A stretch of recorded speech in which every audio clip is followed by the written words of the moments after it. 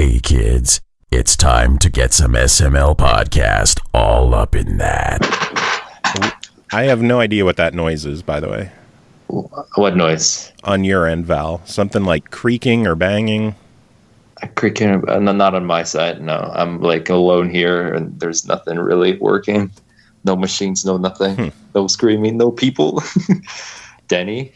I don't think there's creaking or banging here, but I'm not really sure right now. All right, I have no idea what that was then. Mm-hmm. Sure. There was it again. Is it like a noisy chair that you might be on? I'm actually on my bed. So me too, by the way. Did you just sneeze?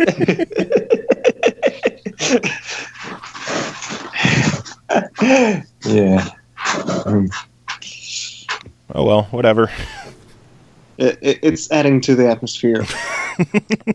I hope it does, because I'm moveless. It is a distinct Ukrainian flavor to the show. Okay. So, I hope it's good. Rustic, creaky, noisy.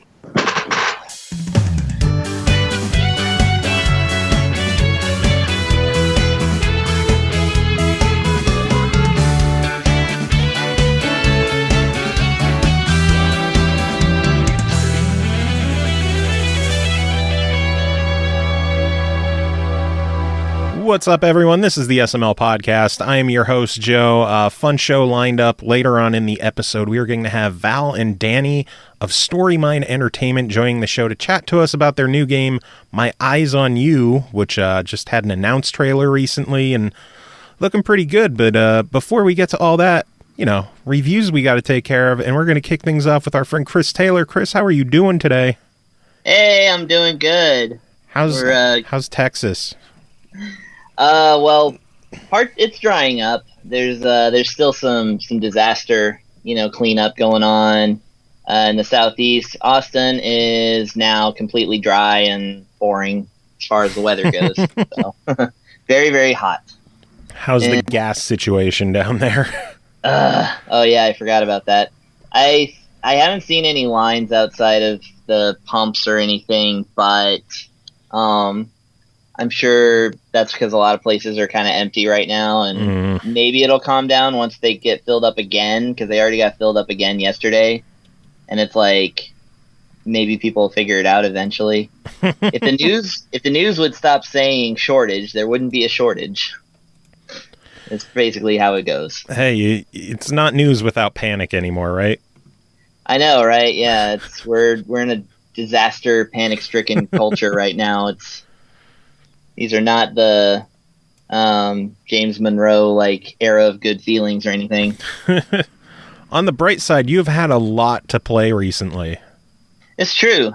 I got some rainy day games from good old SML podcasts. Indeed, and we're going to kick things off with I guess we'll say part one of this review, because I do want to have you come back next week as well on this one, because of how goddamn big the game is going to be.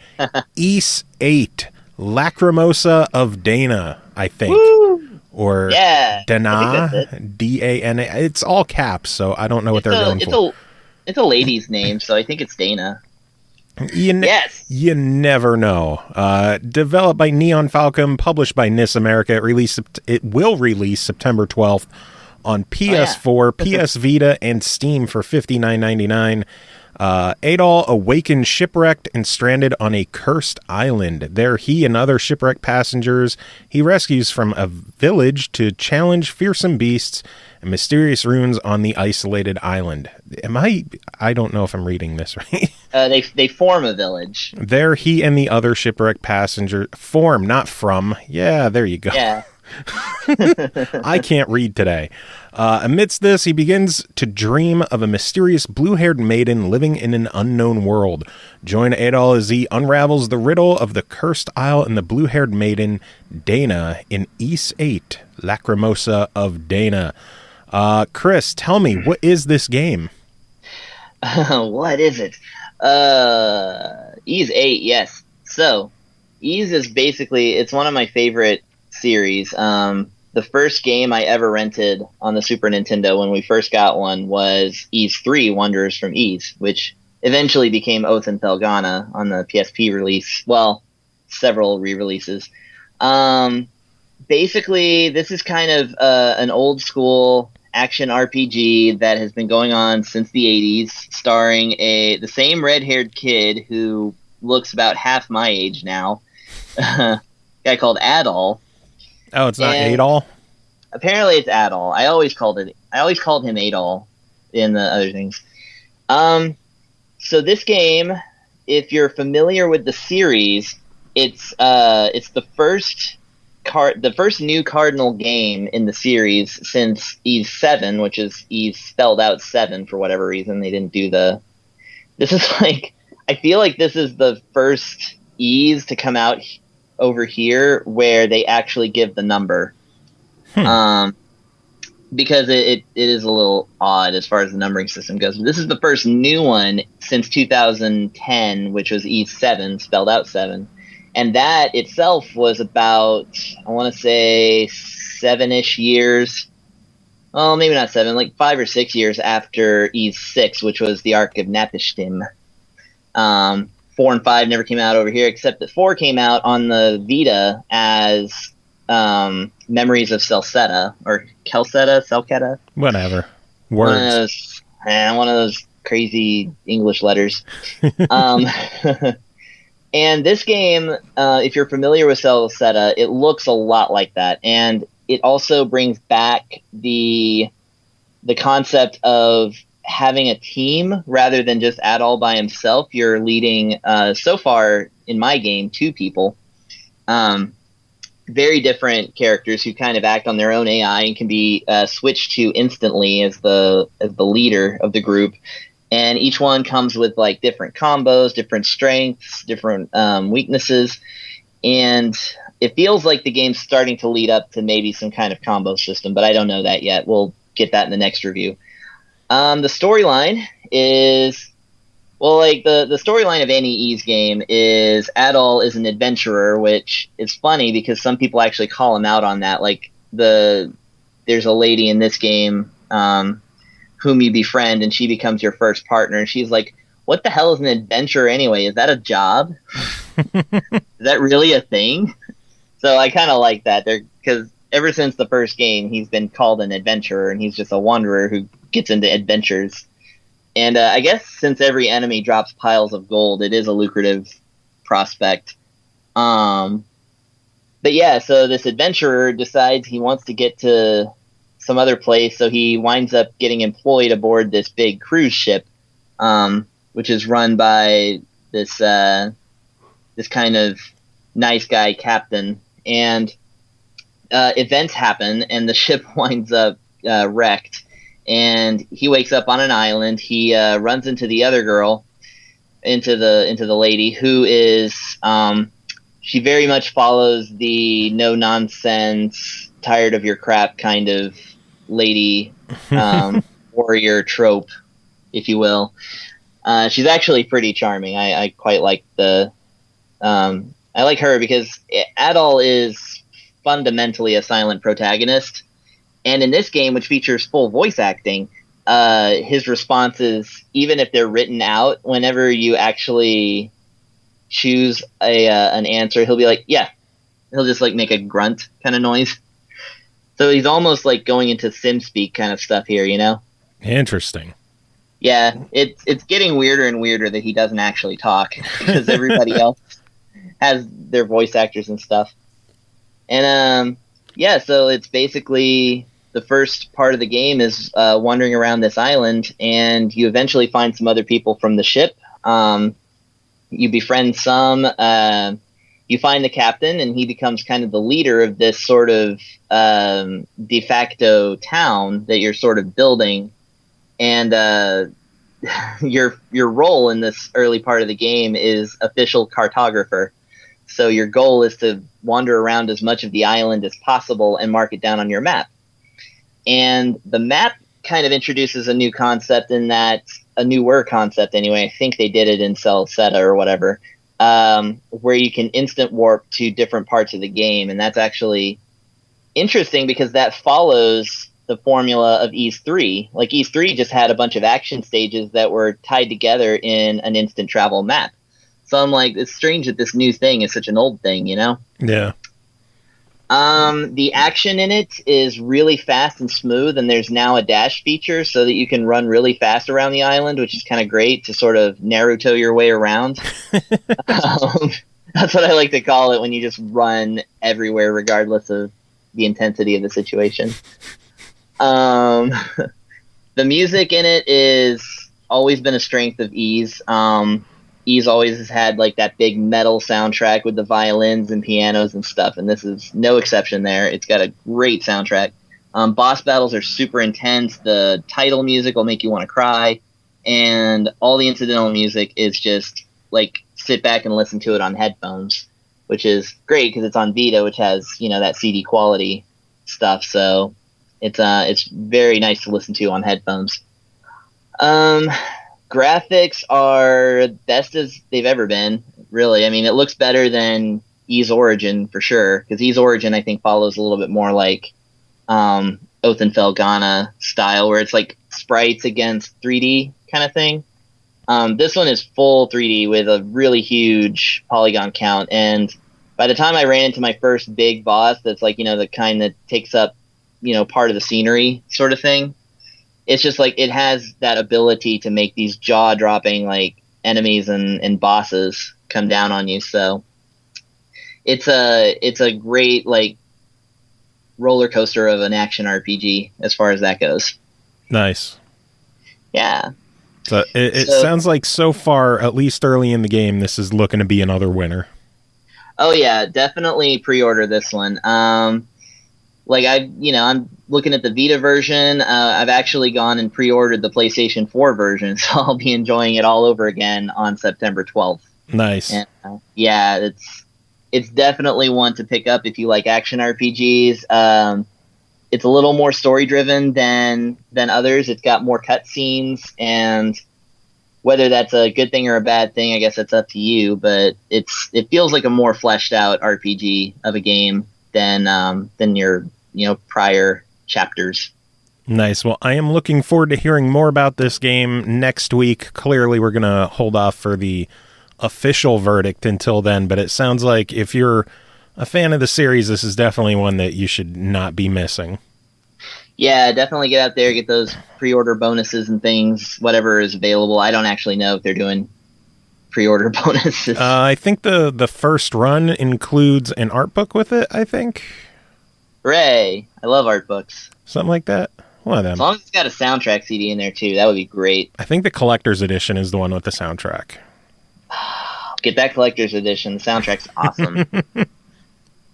Yeah, Ys always has solid soundtracks, but moving on, the next game to talk about is called The Last Day of June, developed by Ovosonico, published by 505 Games, released August 31st on PS4 and Steam for $19.99.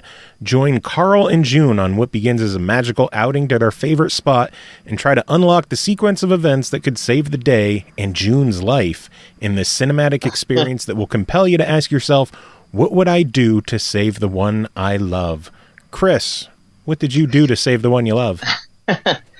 Okay, so I wanted to avoid saying that the lady June, the game opens up with basically telling the story of how she dies, because that's a real big one, and it introduces that right away, and it's kind of the way the whole game is hinged.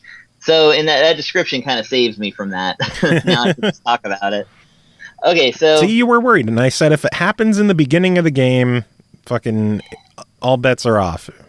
Yes. Okay, so The Last Day of June, it's basically... It is a love story. It's about a guy who is trying to save, his wife. I think she's his wife. The thing is, the game doesn't have any text. And it doesn't have any voices. Like, it doesn't have any words, essentially. The game is entirely done in this sort of... It's a very... I'm not cool enough to tell you what kind of art style, because it's like... It's that kind that you see in these modern, like, stop-motion animation films where everyone's got thin limbs and big heads and weird faces. Like this one looks like somebody just took a ball of Play-Doh and dug their thumbs in for like eye holes or something, and then just made a nose and ears. Like that's what your hero looks like. Like nobody has eyeballs. I mean, they're overrated to begin with. I know I hate mine. It's just terrible. Playing all these games and taking those light waves and processing them in my brain as bright colors and stuff. It's terrible. So anyway, yeah, this is one of those games where you're kind of, the point of the game is to see all of the game. It's kind of the weird sort of thing here. So you start off, you're on a lovely date, and it starts raining, and instantly you have this flashback where you're controlling the lady and like trying to hide a present for her loving husband, and everybody speaks in just tones, like they don't have words. They kind of speak in nonsense, but you can kind of tell what their feelings are about something by the way that they're kind of like, you know, they just say stuff like that, and you know what they're talking about. So that's actually kind of clever. So yeah, you're trying to hide this present away from him, and then you get to control him, and then you're trying to figure out what's going on with some gunshots outside. Turns out it's this guy. We don't know who he's related to, but he's part of the story. It's just some guy with a mustache who shoots at birds like in the air, running around with his dog, like with children playing outside and everything. It's like, what kind of world is this? It kind of reminded me a little bit of a Tim Burton thing or something. I don't know. But eventually you get to the part where it starts raining on this pier after she gives the guy a present, and you have to get into the car, let her into the car, and like start it up and drive. And you actually get to control the car, which is really odd. But then the title interrupts, the credits are going while you're actually playing, which is kind of cool. But then it fades away, and then you wake up later, and it's been a while, apparently. She's no longer in the house, and he now is confined to a wheelchair. And so, you kind of assume that what's happened is that they crashed the car or something like that, even though it doesn't really explicitly say. It just kind of, like I said, it tells it in that vague way that you just kind of know what's going on. Yeah. And while he's looking through all her stuff that's like kind of packed away, and her paintings, which are all covered, one of the paintings kind of comes to life, and sort of in touching it, he gets to sort of relive a memory, and then that puts a whole bunch of like figures and kind of ghosts outside, which serve the same function. It's like you go out there and interact with all these memories, which again are done without words and with just motions and sounds. And you start to play through the game as different characters on that same day, starting with like this little kid, and then it looks like you play as a grandpa, and you play as the guy with the gun. And you're sort of like your job in each of these scenarios is to collect different memories. And apparently what the ultimate goal is that if you change events enough, maybe you can save her, or just maybe the guy, I don't know, figures out how to live his life or something like that. We don't know what the ultimate storyline goal is here, but the game is very fascinating. So you definitely, once you start, you got to see how this resolves. Like, there's no way you're going to leave this game hanging. So I guess the question is, for $20, what's your verdict on this one? So the games I've been recommending lately, I say, it's great if you like action and you don't care much about story. This is the exact opposite. All the action in the whole game is just interacting with things, and finding them and interacting with them, like with one button push, and then watching a film. This is entirely a story game. So it really sounds like it's a big emotional experience. It's told artfully and really, it's a gorgeous really looking game. Yes, it looks amazing. The soundtrack is gorgeous. Well, what of the soundtrack there is. There's some parts where the soundtrack kind of bottoms out, but that's all right. Basically, if you want to see this story and you want to experience what looks like it's basically more of an interactive art piece than a standard video game, definitely give this one a try because it looks like, I believe you sent off for a physical packet or a swag bag that they sent out, right? Yeah, the PR team was awesome enough to send along a little, I guess a little swag package that included the glasses for the character in the game, and then a box of tissues because it is such a heart-wrenching story that will make you cry. See, there you go. If you want to cry at a video game, definitely pick up Last Day of June.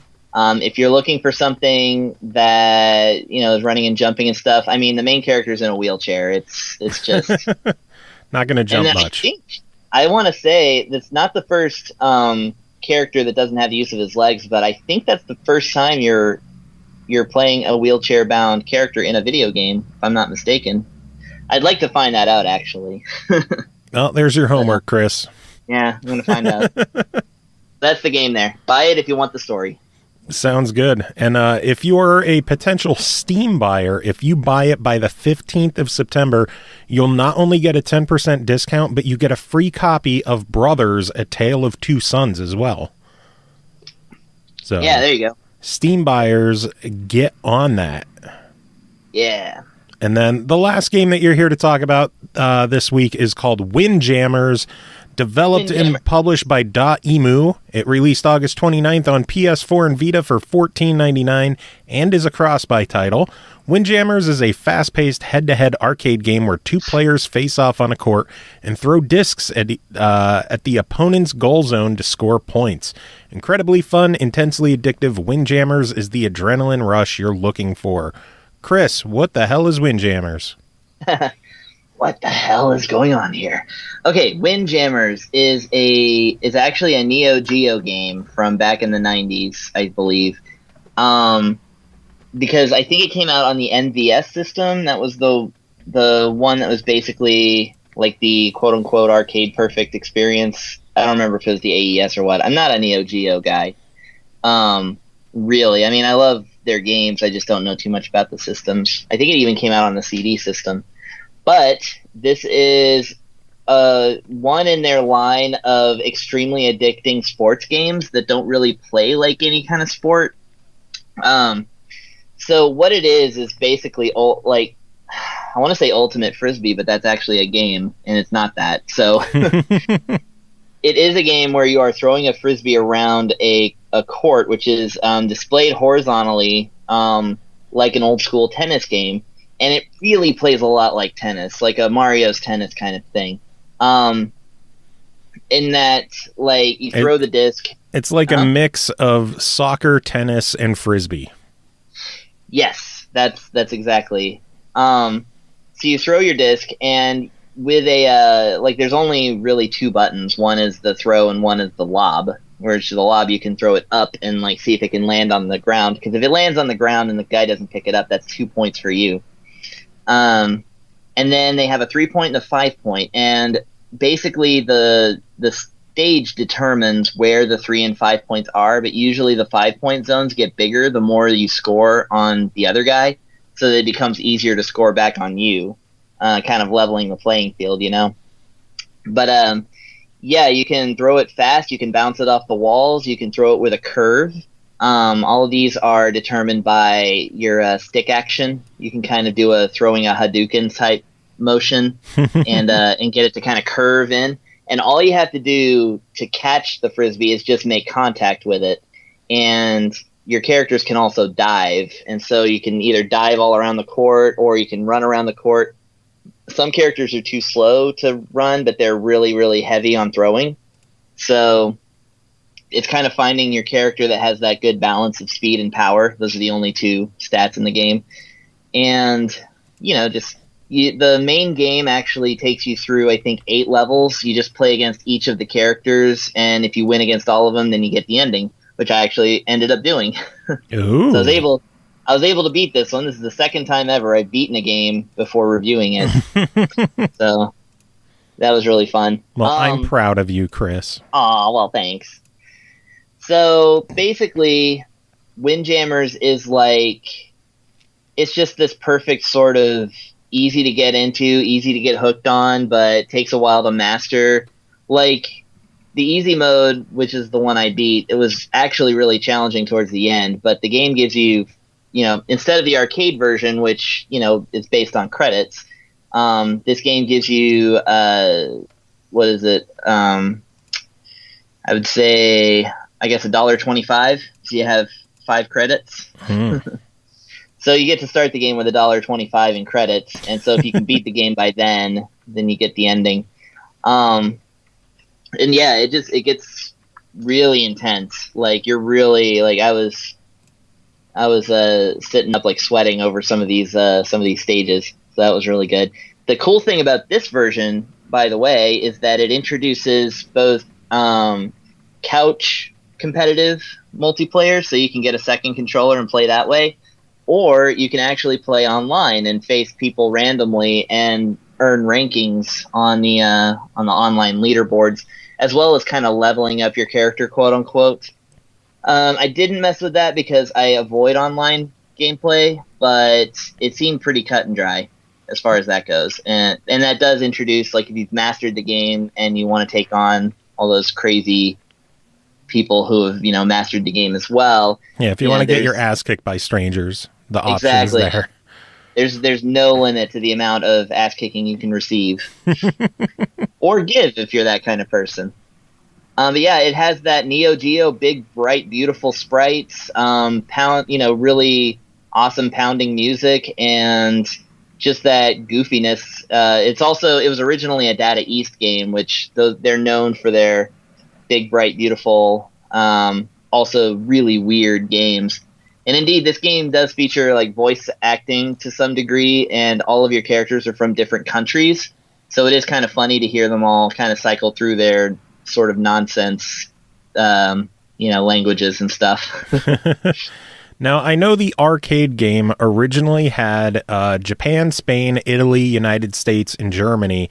And then the 6th one, there was a dip switch that you could change it for either Korea or UK. Which one is in this game? UK. I don't think there's a Korean character, but it seemed like it was 8 total. Maybe it was 6. Let me see. I don't know.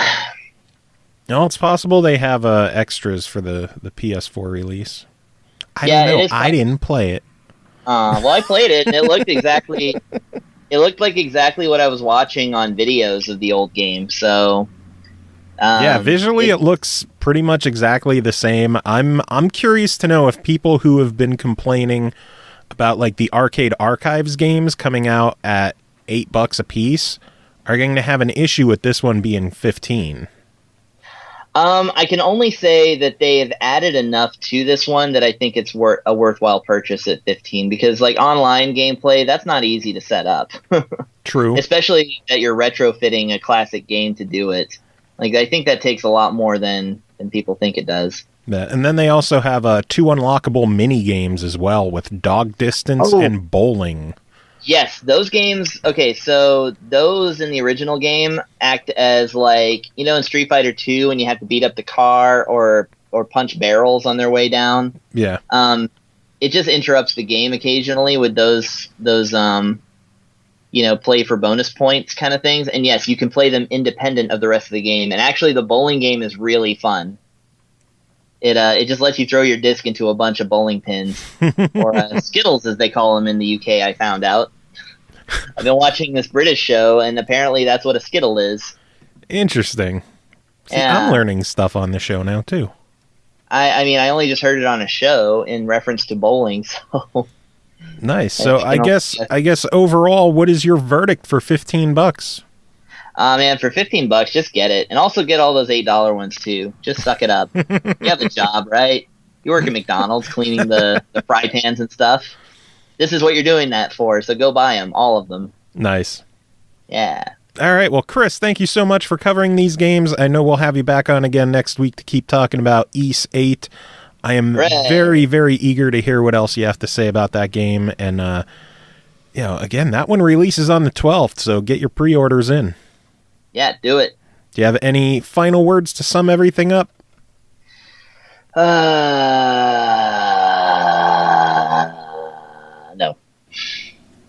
All right, next up, we have our good friend Cole Martin joining us to handle a couple of games. Cole, how are you doing today?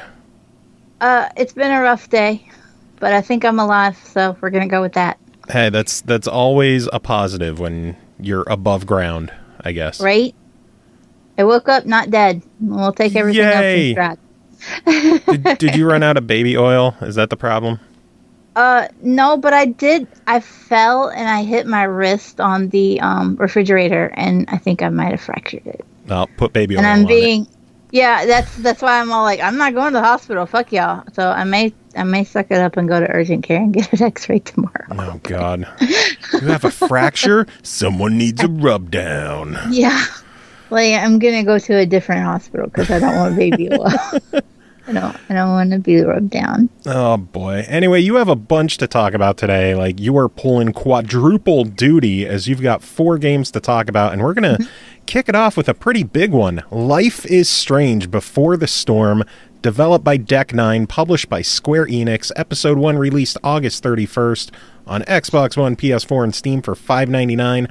Full season of all 3 episodes is available for $16.99, and a deluxe edition is available for $24.99 with all 3 episodes, a bonus episode, an outfit pack, a mixtape mode, and I'm sure some other fun stuff as well. Life is Strange Before the Storm features Chloe Price as a 16-year-old rebel who forms an unlikely friendship with Rachel Amber, a beautiful and popular girl destined for success. When Rachel's world is turned upside down by a family secret, it takes their newfound alliance to give each other strength to overcome their demons.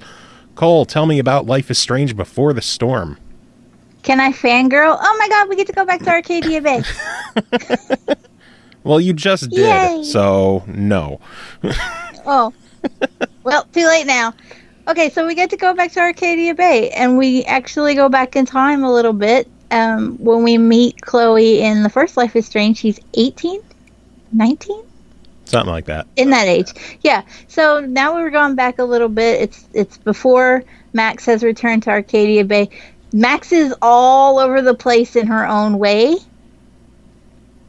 but she is not an actual character in Life is Strange Before the Storm at this time.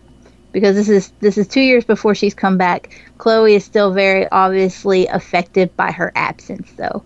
We see that Chloe has messaged Max, and Max does not respond, in a timely manner. She's sorry, everything's, crazy here in Seattle. Well, I'll talk to you eventually, kind of Max. Which we knew. That was part of the basis of the original Life is Strange, is that their relationship was estranged by Max's absence. And so we feel Max's absence very heavily and how it affects Chloe in Before the Storm, which is really good, because it would have been horrible if it would have been like, Max who? Who was Max? We didn't know nobody named Max. It was good that they retained that aspect of her absence. And then we meet Rachel Amber, who, if you played the first Life is Strange, and if you didn't, I don't know why you're listening to me review this. Get out here and go play Life is Strange.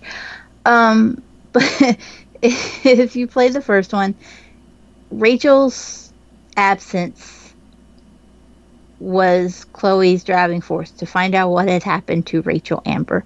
We know that her and Rachel were extremely close. It's kind of left up to fans. There's argument over whether, they were friends or more than friends. So now we get to go back and we get to see, with Life is Strange, we saw how Max filled the void for Chloe with Rachel absent. Now we're going back to see how Rachel filled the void for Chloe when Max was absent. It's a very nice, twist. I was originally very concerned, like, I don't know if I want to meet Rachel. What if she's not the kind of character I imagined in my head? What's it gonna do? But it turns out it's really an interesting dynamic to see her filling Max's shoes when Max isn't there.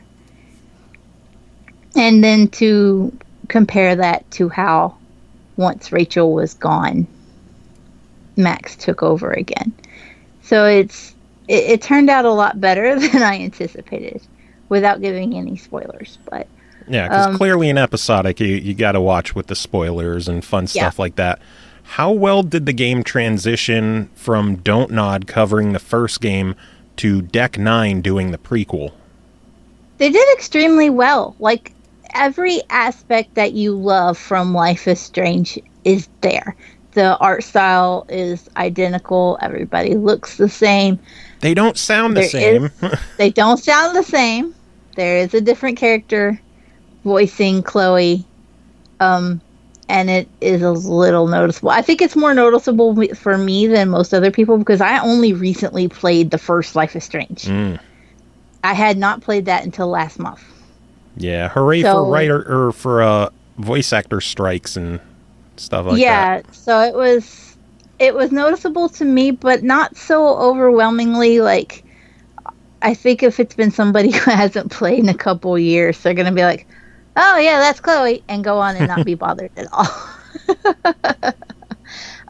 But it was just because it was a recent playthrough for me that I was like, "Hey, she's a little different."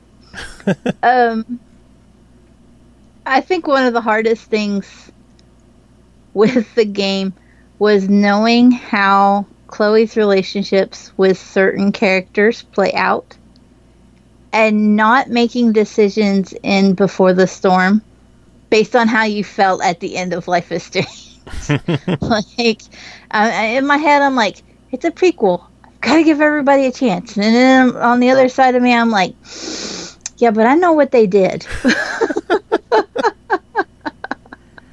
I guess it's tough to disconnect yourself from that, huh? It really is. And like I said, it was a recent playthrough, so it was still fresh, and I was just like, I still don't like that person. They need to take a long walk off a short cliff.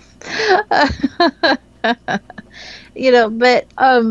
going back to how Tech 9 handled it, even the type of save icons being the little sketchy images in the corners, they're all very reminiscent of Life is Strange. There's never any moment where I felt like, this is not Life is Strange.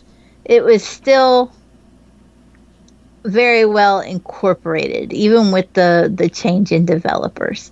I don't feel like it was absent at all, that it wasn't Don't Nod that did this.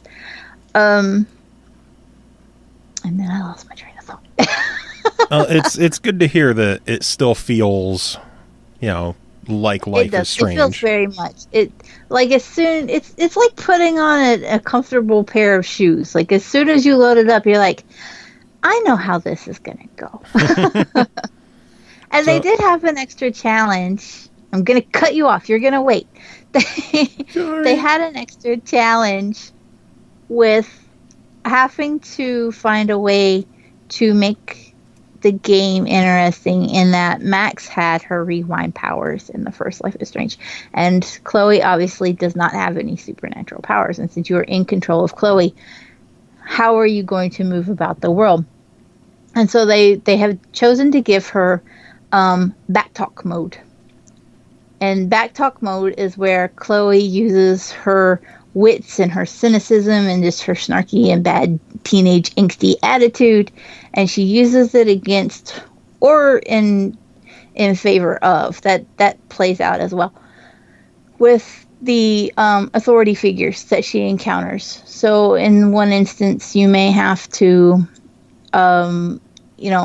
backtalk against David or the principal of Blackwell.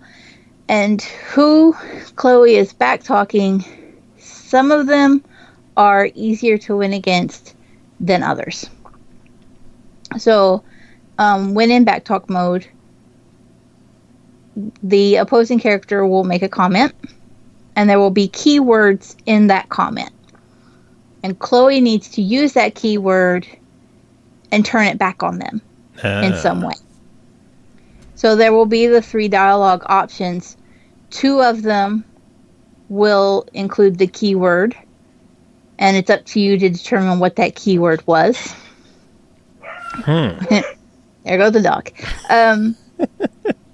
It will be up to you to determine which one was the keyword, and then there will be 1 option without the keyword and 2 with it. And those two will have different ramifications. So it's up to you. If you choose the right ones, Chloe will get a point in her favor. Usually she has to make 4 valid points to win the conversation. Depending on who she's going against, say David may need to make 3 valid points to progress against Chloe, whereas Principal Wells, being that he is a closer and more authoritarian figure, he may only need to make 1 for Chloe to lose the argument. Gotcha. And then choosing to backtalk or not backtalk and how you fare in backtalking has consequences down the road. Cool. So overall, what's your thoughts on this one? I know the first episode to get started is only $6, so it's not like this is an expensive game overall. Do you think it's worth grabbing the first episode? Is the season pass worth grabbing? Should people consider the deluxe edition? Give me your thoughts. I definitely think the first episode is a buy it, especially for fans of Life is Strange. Even if you had some qualms about, actually running into Rachel Amber and having to experience that character like I did, it's still definitely worth it. The deluxe edition comes with the mixtape mode and an extra episode. And the outfit pack. Don't forget the outfit pack. And the outfit pack, which I loved. I really enjoyed the outfit pack. For completionists, I know there was some uproar because initially there were achievements tied to the bonus episode, and you would not get the completion if you didn't have it. Ugh. So each episode was worth 300 gamer score, with the final episode, which was the bonus episode, being worth 100. So if you didn't buy the deluxe edition and get that bonus episode, you were only going to be able to get 900 out of 1,000 G on the game. So people had a fit, and they have decided to change that when the patch comes out with episode 2. That will be, they haven't said what they're going to do about that, but that achievement issue will be fixed, and you will be able to get the completion without the final. That's good to hear. But I say, look, if you're a fan of Life is Strange, you're probably going to want that final episode anyway. And I think that really the deluxe edition is the way to go. Mixtape mode is really neat little bonus. You can set up the game soundtrack to play in whatever order you choose. And it will play over a scene that will display, no words or anything, but scenes from the game will play with the mixtape playing in the background. So yeah, I definitely think it's a buy it. And if you haven't played Life is Strange, what's wrong with you? Sounds good. Moving on, the next game that you're here to talk about is called Conan Exiles, developed and published by Funcom. Released August 16th on Xbox Game Preview for $34.99, also available on Steam for $29.99, and it includes the brand new expansion, The Frozen North. You are an exile, outcast and downtrodden, sentenced to walk in a barbaric wasteland where the weak are crushed and only the strong can live. Here you must fight to survive, build, and dominate the world alone on your own server, or with enemies and allies in online multiplayer. An important note, due to the ESRB restrictions, the US version of the game does not feature dongs, but Europe does. Cole, are you sad about the dongs? I am sad about the dongs, and I will tell you why. And to be fair, it's lower female nudity as well, so no. But no there Bush is an fans out endowment there. slider for females. Yeah, so you could get the big old titties, but you can make your boobs as big as you want. Although they will be covered, they are there, and you can look down and get some cleavage. No, you can have uncovered titties in the game. No, I said it to you. have a choice between no nudity and partial nudity, and I set mine to partial nudity, and she still had the loincloth over her breasts. And interesting, because mine you can look doesn't. down and see a little bit of clue. Really, mine definitely does. You got a better code. I'm angry because I'll take a screenshot. Now men are shirtless, but females at least mine definitely has a loincloth over her, even though I chose partial instead of no. And then I lost everything. But no, I'll tell you why it's an issue for me, and that's because we see female nudity in games haphazardly. The Witcher, Mass Effect. Nobody blinks an eye at a nude female in a game, and then all of a sudden there's a penis and we've got problems. Especially weird because GTA had a dick in it. The Order 1886 had a dick in it. Outlast had dicks. Mm-hmm. Like, why is Conan... I'm so used to the show Conan. So why is Conan so differently... Or so different that, they can't have... It's not like it's sexualized. It's just a nude body with a dick flopping around. Yeah. Like, it's okay that, you make crude hammers and bash people's brains in, but by all means, don't let there be a pecker. So anyway, nudity aside, what is Conan Exiles all about? Conan Exiles, like you said, is basically just your character is nailed to a cross, has been exiled to this deserted land. There's just nothing as far as the eye can see except for vultures. And a stranger wanders by, pulls you down from the cross, and leaves you there. Good luck to you. You have to survive. With literally nothing but the loincloth over your hoo-ha. Let's go. At that point, you're playing just any other survival game. You collect plant fibers to make twine and to make clothes, and then you grow up a little bit, you get some XP, you get to pick up stones and branches, and then you can start to form crude tools like pickaxes and hammers, and before you know it, you're taking down whole groups of enemies with bone shields, and alligators are on your doorstep, like happened to me. You're building great big houses out of iron and whatever else you can get your hands on. It's really impressive the extent which you can go. Like, you can spend hours and hours and hours in this game and not even scratch the surface of what you can do. I was like that in a lot of survival games. Yeah, it's a time sink. And you don't have to do it alone. Even though it's Exiles and you wake up all alone in the desert, you can play with a friend. You can have somebody there with you, jump into your game, and survive together. But I lost my train of thought again. It's that kind of day. Shit. Too much dick talk, I guess. I'm just flabbergasted by the pieces and their absence.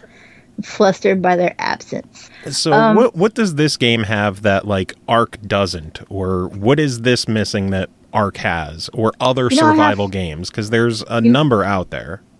I have Ark and I haven't played it. I'll tell you what, I installed Ark because I'd been playing Conan. I was like, man, I need to actually play these. So I'd love to answer that one. That one I'm really just, like, I can't compare because I haven't played Ark. There aren't any dinosaurs.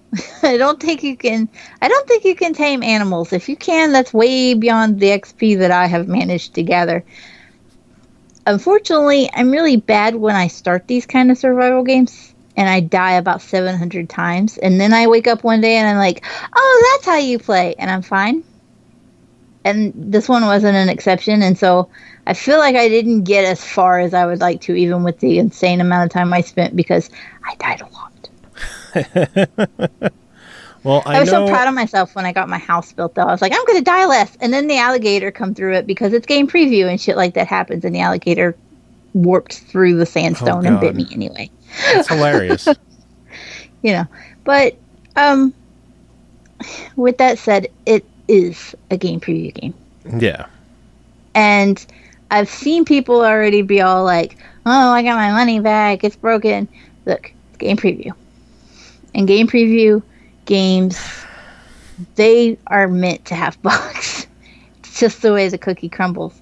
You're paying to access them early and, test them out for better or worse. Yeah, and in most cases, you're paying a reduced price to access it early. So. This is going to be a $60 game when it hits full launch. Probably. It's just the way that's what happened with Ark. And so bugs and all, you're getting it more than likely half off. It's 27, I believe. 29. Something like that. Game $35. Yeah. 35. See? Yeah, $34.99. You know, I mentioned that like when I first I know it, but I can't remember my own name right now. Let alone what you said 20 minutes ago. Has it been 20 minutes? $34.99 on Xbox One, $29.99 on Steam, and Steam has dicks. So Steam has dicks. Save $5 and get dicks. We're getting robbed of penises. Like, I'm legitimately pissed that the ESRB is preventing the game from being the full game. Yes, it's something tiny, maybe.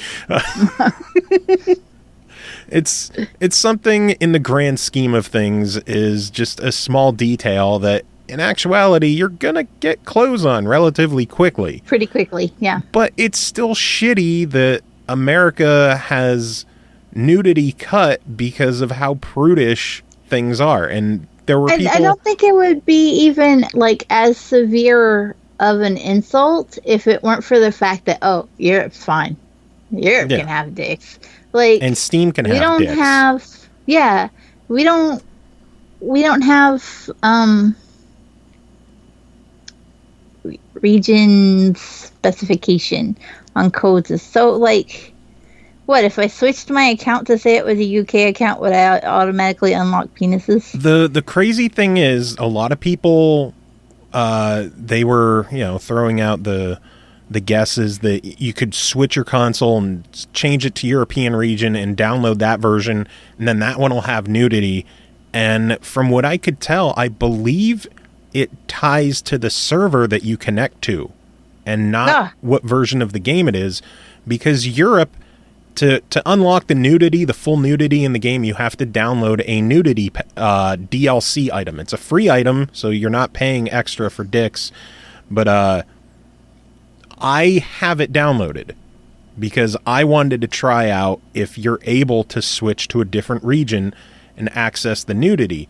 And when I started up the game, it would not give me the nudity, and I'm guessing because it connects me to an American server based on my location.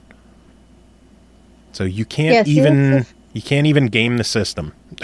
It's insult to injury. Pretty much. No dicks.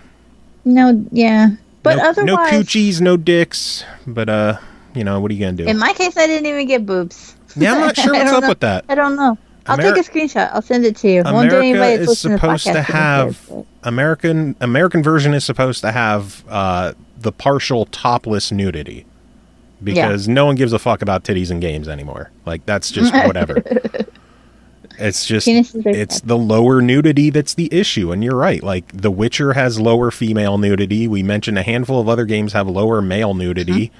Like, what is the difference? And in the Order, like, that's straight up sexualized. In The Witcher, that's straight up sexualized. In this game, it's just how a human body looks. It's not like you're coming out of a sex scene with a raging hard-on. You're hanging on a fucking crucifix with just a naked body, because that's how you were hung and left to die. Maybe it's the physics. Maybe it's the dick physics.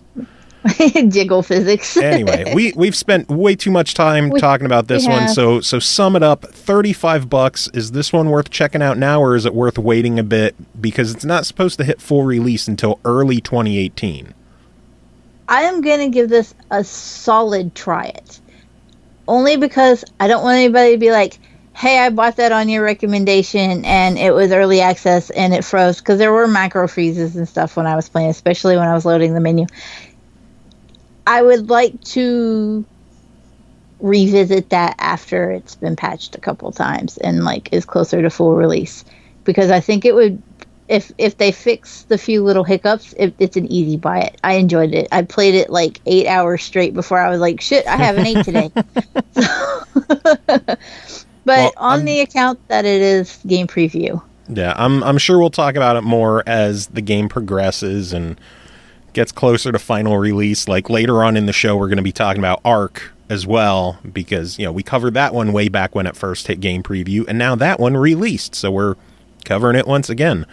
But Yay. Moving on, next game to talk about is called Echoes of the Fae, The Fox's Tale, developed and published by Woodsy Studios. It released August 30th on Xbox One for $7.99. Echoes of the Fae, The Fox's Tale is a visual novel that blends the magic of high fantasy and the mystery of classic detective story.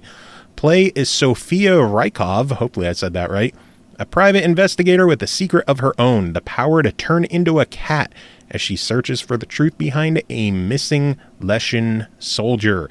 I had no idea you could turn to a cat. Now I need to play this game. Cole, what is Echoes of the Fae? Echoes of the Fae is very strongly a visual novel. I cannot express that enough. There is a lot of reading in this game. There are some voiceover moments, and a lot of times what's being said in the voiceover doesn't even line up with what's in the dialogue box at the bottom. You have to read this thing, and there is just metric fuck tons of dialogue. If you're not reading it, you're going to be absolutely confused. You can hold right trigger and skip through all the dialogue. I don't advise that. You will be lost, because if without the dialogue, you have absolutely no idea what you're doing. I'm going to butcher every name that I say for the record. Cool, I'm not the only one. Yeah. But you do play as Sophia. I'm not even going to attempt that last name. She is a human who, following a war between humans and the Leshan, she was too close to a Fae reactor, and it explodes. So because of this explosion, she has gained magical powers that humans are not supposed to be able to have. Sophia is, I dare to say, she's your stereotypical PI, but with boobs. Like, if you think to your classic, you know, detective games, like, you have these detectives that are all, they're really good at what they do, but they're basically druggies or alcoholics, or they have some kind of really horrible quality. Dr. House, but as a detective with boobs. And it was a really neat take on a character to see a female character represented like that in games. I was really impressed. I didn't particularly love her because she's got some really questionable qualities. But it was neat to see a character representing that kind of stereotypical detective character. But she gains powers of the Leshan, which are a fairy kind of elvish like fantasy character. They got the large pointy ears, but they're very human-like in most ways. She acquires the kind of magic that they have access to. She's not supposed to have this. Humans shouldn't be able to do this. And the Leshan that works with her in her detective office, he kind of tries to do the best he can to teach her how to control her magic while also protecting her, because if other Leshan discovered what she could do, it would be problematic.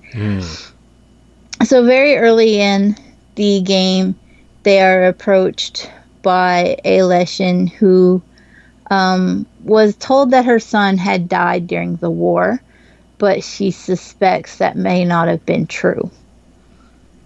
And so you actually have two options here. You can choose to take her case or not. If you don't, the game ends immediately. Okay, well, you know, you get an achievement for it. You know, you saved yourself a headache. That's pretty the awesome. Game ends.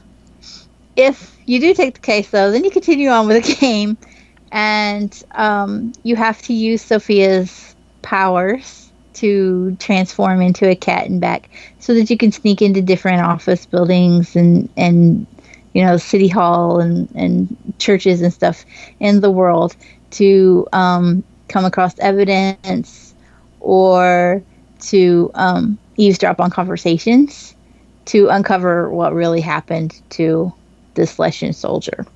And clearly, because it's a visual novel and there's a lot of reading and story to it, we don't want to go into the plot that much more. Exactly. So, go ahead. I was going to say, is there anything else that you wanted to cover with it, or should we just cut to the chase? I would like to point out that this game was made with the same program that Demetrios was made with. And there are obvious machinations. Is that the word I'm looking for? Mechanizations? I have no idea. I don't know the point you're trying to make, so I can't help you on this. I'm not sure I know the point I'm trying to make. There are certain ways that the game's played that you're like, oh, I've seen this at work before.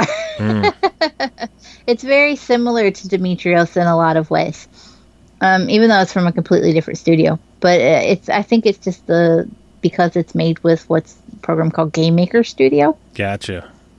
So you'll notice that if you've played them both, as point and clicker players are prone to do, then you will notice some very obvious gameplay mechanics. Otherwise, there are 2 endings possible, I think. At least 2. Okay. I got 2. There might be more than 2. But it is... That's for you to find out. Ooh. Yeah, there may actually be more than 2. Now that I think of like a couple of choices that could have happened. Now you have to go back and replay it a bunch of times. But for the general public, for $8, what's your thoughts on this one? This is a solid try it. It's almost fuck it, why not? Just because of the price. It's quick and it's a really interesting story. You can tell a lot of thought has been given to the lore. And so it's really nice to kind of uncover the story. But that kind of visual novel with very little like actual gameplay, it's literally just walk a little, press A and read. There's a lot of people that are going to be turned off by that. So I give it a very solid try it because the story is interesting and it's really neat. Sounds good. And you are here for one more game, and that is called Distrust, developed by Cheerdealers, published by Alawar Premium. It released August 23rd on Steam for $11.99. A helicopter crash left a group of explorers stranded near an Arctic base. As they try to find a way back, all they are doing is sinking deeper into a nightmare scenario. When they sleep, they attract a terrifying force that sucks the life out of their bodies, but the longer they battle exhaustion and stay awake, the less likely they are to survive. And yes, this has been inspired by John Carpenter's The Thing, before you even ask. It's very clear. So tell us, what is Distrust? This is one of the most creative games I've played in a very long time. It's really unique, and I really enjoyed it. It is survival horror. Like you said, there is a group of survivors. They've been stranded at this base in the Arctic, and you've got to help them survive. When you start up the game, you get to choose 2 survivors to start with. As you progress, you play more, you'll unlock more survivors. Each survivor has their own strengths and weaknesses. Some do better in the cold and don't need to warm up as frequently. Others, are better cooks and you get more nutrition from their food. Or first aid, they're better at using first aid, and so it's more effective. So you want to be careful who's on your crew. Like in the beginning, you're kind of stuck with who you're stuck with. But the more you play, the more characters you unlock, the more you're like, you have a little say over how the game is going to play for you. The base that you spawn into, it's randomized every time. So you are not going to get to just like memorize the map. The goal is to find the supplies that you need and get the fuck out. Literally. But there's an anomaly. And it's out there. And as you are trying to survive. Basically, you have the basic survival elements. You've got to stay warm, you've got to eat, you've got to use medicine, you've got to sleep. That anomaly is always lurking and creeping. And sleeping can put you in danger of encountering that anomaly, but not sleeping can also put you in danger, because if you just say, hey, I'm going to stay awake my entire run and just whole hog it, eventually exhaustion will take over your characters and they will be affected by hallucinations, or they will hear whispers, or they will even start to imagine that other members of the group are the anomaly. And you can kind of try to talk them out of it. You can send one character to them, but if that character that's having the hallucinations, say you found a weapon and they are armed, then you send another character in there, they're in danger of getting shot. Because wow. the initial character will think that they're the anomaly and that they're in danger. If you sleep, you're in even more danger of that anomaly coming. So you have to balance, am I gonna sleep now, or am I gonna stay awake and just suffer through some, hearing voices and you have to. Am I gonna die now, or am I going to die later, or am I going to go insane? How slow am I going to make my death be? But you have to choose between the characters and flip between them to determine, is there really something on the other side of that wall, or is this character just seeing something funny? Yeah. Are they affected by voices or hallucinations, or is there a legitimate threat? In addition to all that, you've got to manage to keep warm and find food and find medicine and find keys and progress through an ever-changing map.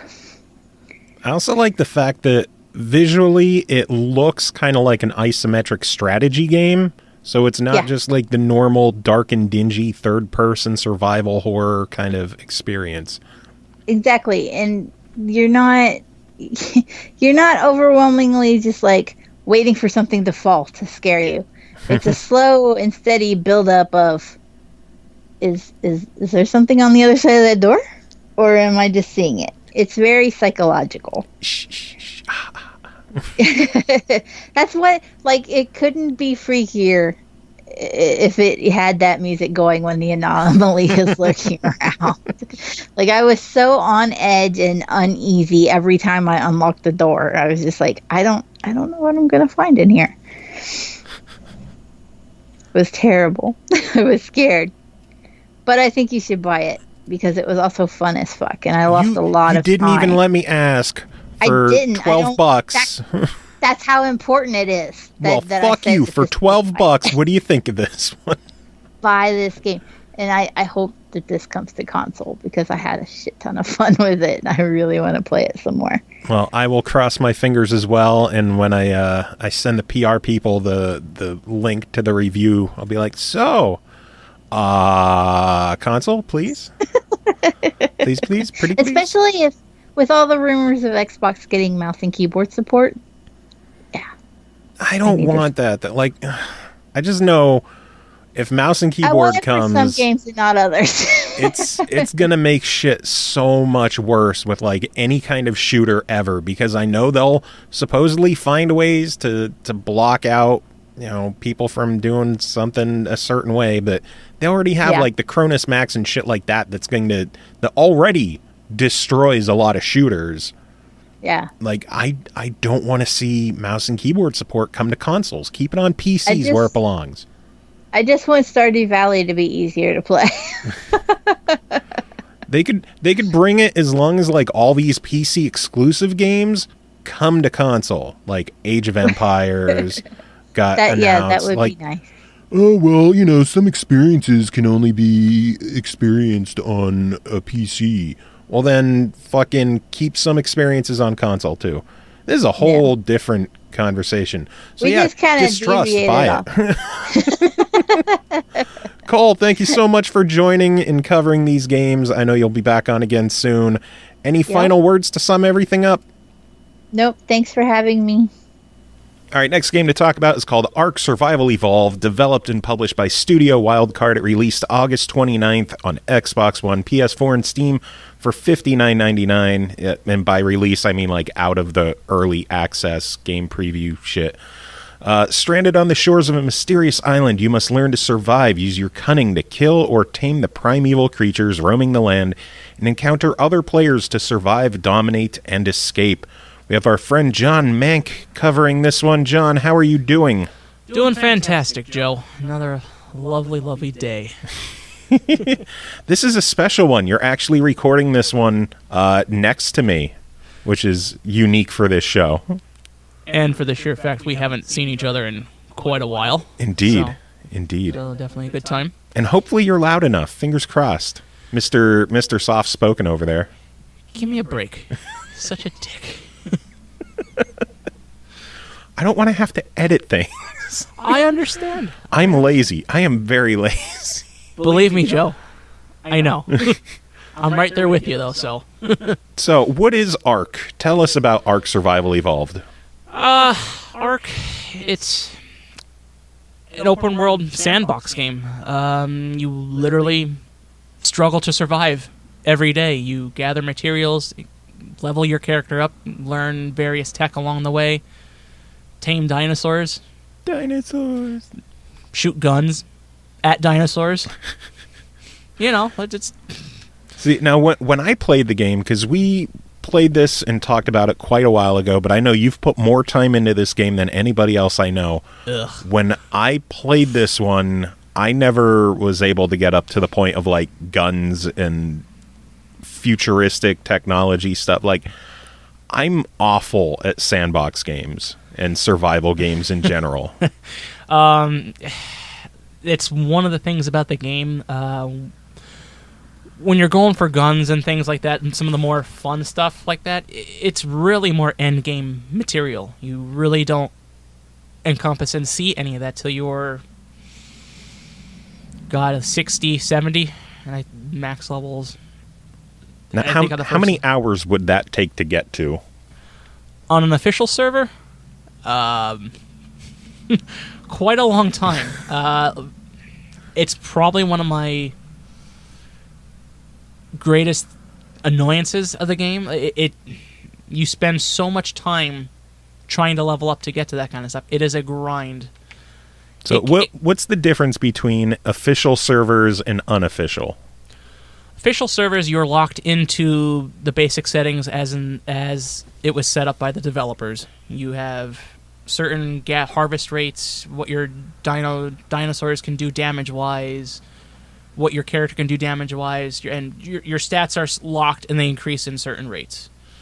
Unofficial servers, you have the opportunity to play with every setting of the game. If you want your character to level up to max level in 30 seconds, you can do that. You can, if you want your game to be constantly in daytime, you can change that.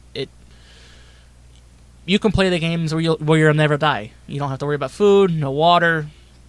So basically cheat taking codes. the survival out of the game. And just, gotcha. You just literally just play it and do your own kind of thing. That's one of the nice things about the game. Since with the release and everything, we find there's a story to the game. You kind of learn what's going on in the world, but the fun thing about the game, and it's what I found the most enjoyable, is it's what you make of the game. You do what you want to do. There's no set guidelines to how you play. Okay. If you like to build, just build. If you like to fuck with people online, I guess be that asshole. pretty much. You know, that can get annoying really quick to other players, and you might get dicked over in the end by that. But yeah, it's what you want to do in the game is what makes it fun. So when this came out, it was what, $34.99, something like that. About that, yeah. Now that it's jumped up to $60 with the full release, what differences are there, and is it worth the increase in price? Obviously, since the game's was in game preview for 2, almost 3 years. 13 years. Well, at least available to play on Xbox. Let's put it that way. you could see increases in different things, graphics-wise, servers, the way that they ran. But since the release, they've improved. Basically, it's been an improvement along the way the entire time. Price-wise, me personally, I would have a hard time wanting to spend that kind of money on the game. Is it because of the content in the game, or just because it's been available for basically half the price for so long? Because it's been available for so long at half the price. Like, the game is jam-packed full of content. There's lots to do, lots to see. You can spend so much time on it. Real world time, I've probably put in over 40 days worth of time into the game. Jesus Christ. Where I have friends that have put in over 100 days. Like, I mean, you can play this game nonstop because you can always find something to do, and jumping on different servers and just doing different things. But 100 days of game time. That's when you say you have no life. See, I always thought I had no life when I hit like 100 hours in Skyrim. Yeah. Which is not even 3 days. And that's, well, in the fact that's even a more lonely game where where there's no human contact. Yeah. I'm glad I bought the game in preview because I've seen it at its worst and I've seen it at its best thus far. Yeah. That's my biggest struggle is the price point. Like I could not imagine asking new people to play that where you have experienced people already playing on servers, ruling the land, and you're just starting out, and you paid twice as much as somebody that's been playing it for so long. So you pay twice as much as someone who already played it, and they have been playing long enough that they know how to actively dick you at every turn. Oh yeah, with servers that are set up on PvP, you can play the game in PvP or PvE. It's whichever you choose. I'd say to get more accustomed to playing the game, I would recommend the PvE, just so you can get the idea of what you do. But when you play on PvP servers, you run into alpha tribes, where they own the server, really, and it makes it very hard to get into the game, and it makes it more of a struggle than it already is. The game is hard in terms it's very hard to progress because it's time consuming. Yeah. But it can be rewarding. But when you encounter playing on a PvP server and you have that kind of thing going on, it can be an absolute struggle and hard to get into the game. So I guess the big questions come down to, first off, if someone bought this, a year, 2 years ago, whatever, and they kind of fell out of the game and haven't been back for a while, now that it's in full release, is it worth coming back and checking out the world again? I would say yes, especially with the release of Ragnarok. It's a beautiful looking map. Once again, more content, more dinosaurs. It's the largest map they've had yet. So is the DLC worth picking up? I found the DLC far more fun. There's a lot more variety going on. Originally, when the game was released, you only had the island. There was a very small map. But with the release, as they've grown, more biomes have been added, more dinosaurs, more different play styles. And it's the DLC, I think, has been the far more worthwhile price point and worthwhile activity in the game. Because I know they sell the game with the season pass, but I think that's like close to $100 or something like that. If you can rationalize the fact of how much time you can play in this game and keep yourself entertained, it's worth that kind of money. If you put it in that kind of perspective.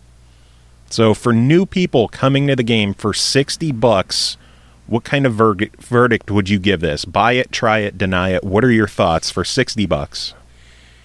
If you're into this kind of game, I would say it's definitely something worthwhile to check out, and I would probably say buy it. You have to really like the survival game. You have to be able to make the game what you want it to be. You find your fun in it, because there's a variety of ways to play it. And if you're not a fan of survival games? I wouldn't recommend it. I really wouldn't. It's a struggle, as survival games can be. There's a lot of things, like you spawn on an official server, and that's how you're going to play. Even if you're not playing, the world's still active. So unless you're going to put the time into it, So it sounds like if you are already a fan of the genre, there's a good chance you already have the game, and if for some reason you don't, worth checking out. But if you're not into survival games, this is probably not the best one to start with. I would agree with that, but like I said, if you still want to look and check it out, there's a lot of fun. Guns, dinosaurs. Can't beat guns and dinosaurs. Well, John, thank you so much for covering this one. Any final words to sum up the review? Give it a try. It can't hurt. So, thanks for having me, Joe. And finally tonight, we are bringing in our good friend Pernell Vaughn to chat. Pernell, how are you doing today? I'm doing okay, doing all right. Just got through my Labor Day weekend, and as you can probably imagine, I got no rest from it because that's not what people do on Labor Day. They just burn themselves out more. Labor Day is a day that you have to work, right? No. That's the point of Labor Day. It's that everyone needs to work much harder on Labor Day. Less efficiently than ever. Whether it's like chores at home or a cookout, you're going to work a lot harder than if you just went to work that day. Sitting in traffic, yeah, we got that. I'm going to need you to paint the driveway. I don't want to do that. I'm off work today. Yeah, for labor. That's what says it in the name. You're off for labor. Labor around the house. And speaking of labor, you put a nice bit of work into the two games you're about to talk about today. And the first one is called Pillars of Eternity, developed by Obsidian Entertainment, published by Paradox Interactive, released August 29th on Xbox One and PS4 for $49.99, previously available on Steam. Prepare to be enchanted by a world where the choices you make and the paths you choose shape your destiny. Recapture the deep sense of exploration, the joy of a pulsating adventure, and the thrill of leading your own band of companions across a new fantasy realm and into the depths of monster-infested dungeons in search of lost treasures and ancient mysteries. So gather your party, venture forth, and embrace adventure as you delve into a realm of wonder, nostalgia, and the excitement of classic RPGs with Obsidian's Pillars of Eternity. Sorry, I got carried away with that one. Pernell, what is Pillars of Eternity? Really big. It's a ridiculously big game. So essentially, this game kicks off with, and I'm going to be blunt, this is one of those games where they give you a bunch of names, kind of like how I talk about, like I mentioned, like Star Wars and stuff, where I'm like, I don't know what these fucking names mean. I just know I'm going to a place, I'm doing a thing, I met a god. So the way this game is you start off on a caravan being transported to a place, and as the caravan tops toward the night, a lot of crazy shit happens. But before the shit happens, you have to build a freaking character. And I think the first positive thing about this game that I genuinely liked was how insane the character creator happened to be. The amount of permutations available to your build is absurd. I actually had to write down, usually I just try to wing it, but I had to actually write down the flow of character creation just to kind of convey how it works. Oh, wow. You get asked, first thing you give you access to is your race. There are 6 races in the game, such as, a human, an elf, godlike, and there's a few more, but it's a total of 6. But then after you, each race, of course, has stats attributed to them. So you become an elf, you get a bonus to resolve and your might. Then after you choose a race, there's access to sub races. So there's 2 or more sub races available to you depending on the race you actually picked. And then those sub races have tons of flavor text and bonuses are attributed to them. So I went with elf on my game. So it was a choice between a wood elf and a pale elf.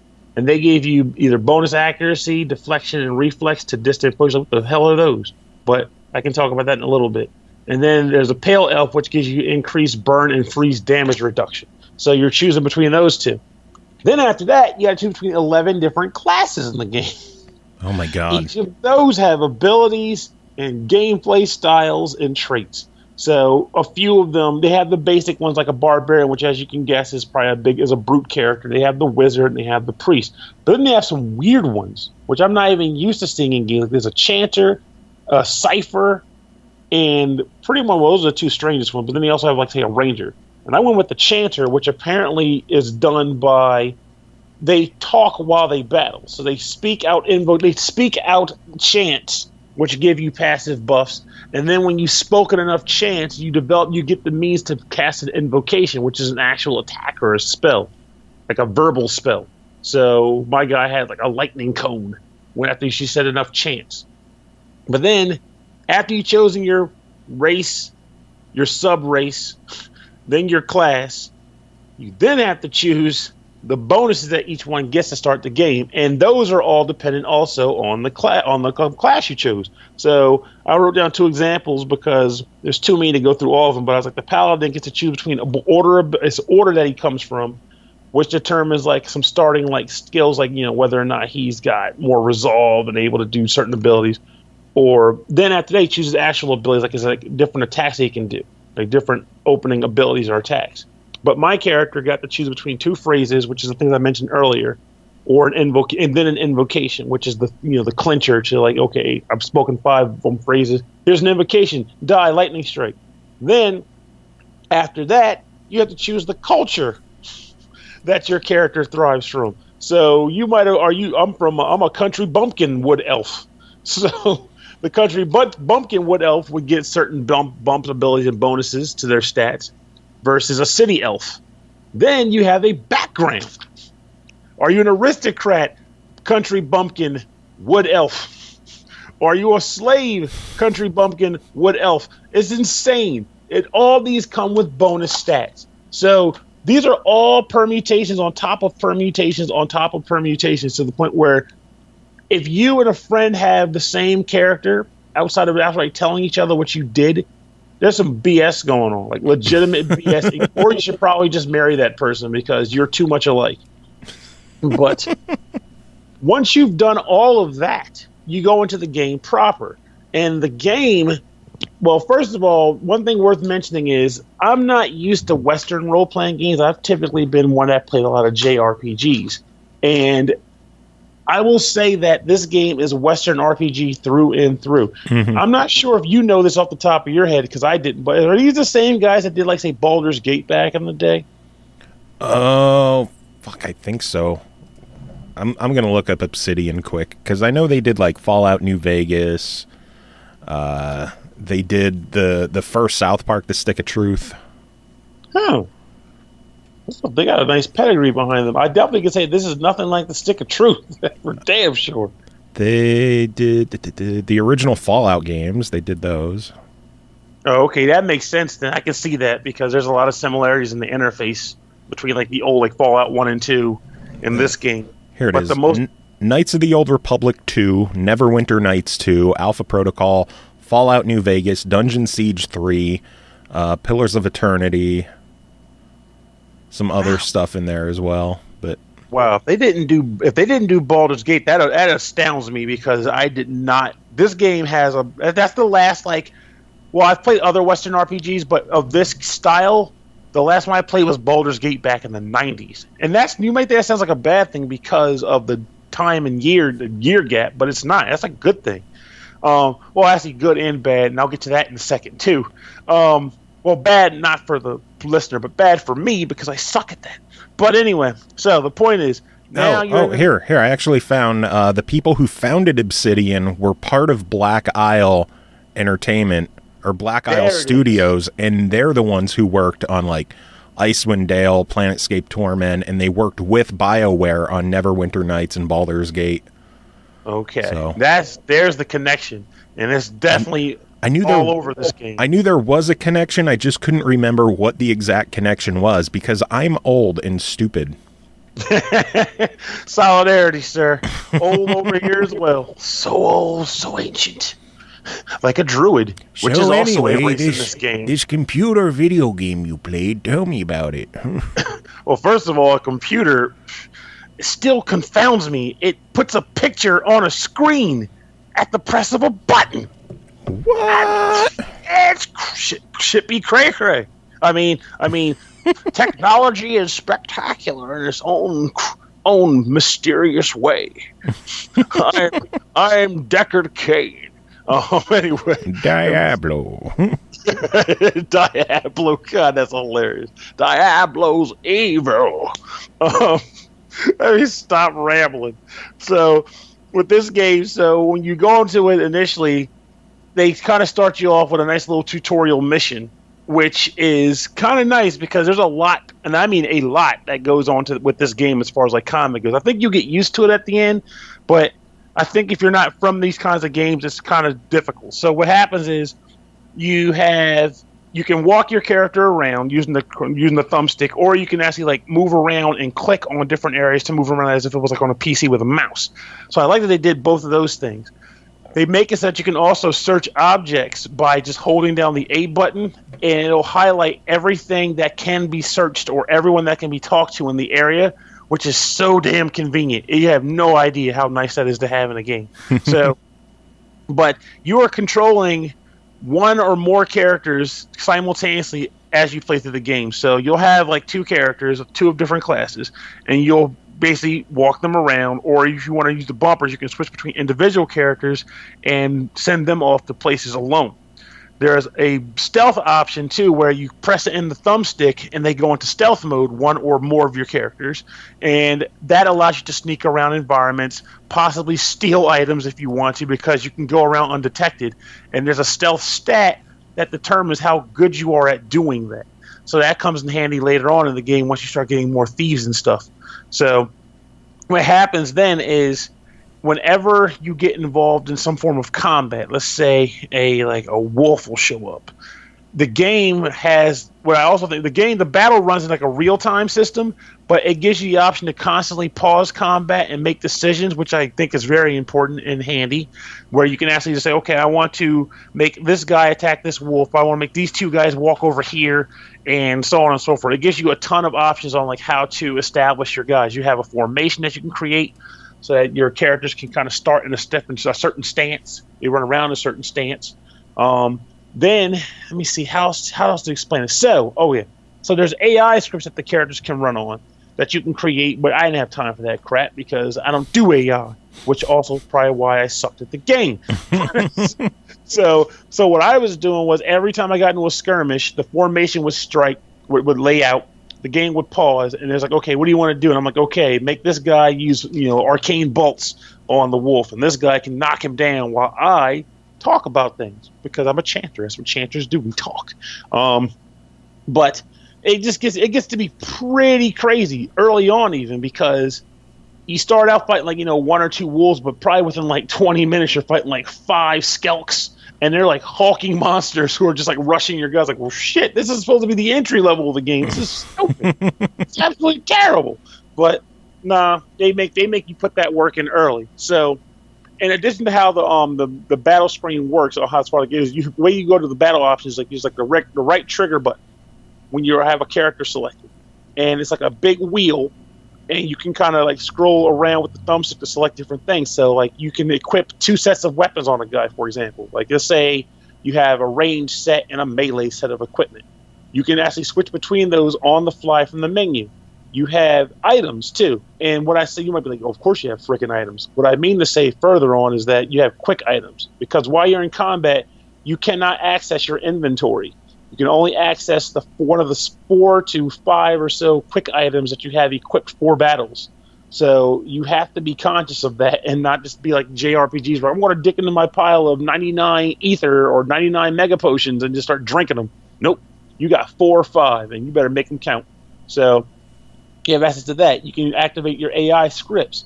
You have custom slots that you can use to equip abilities that you've learned on level ups if you want to do that. And of course, with my main guy, though, there's not a lot that I have to use that for so far because I'm a chanter. So with her, she has something called chant edit. So you can actually set up a line of dialogue for her to speak.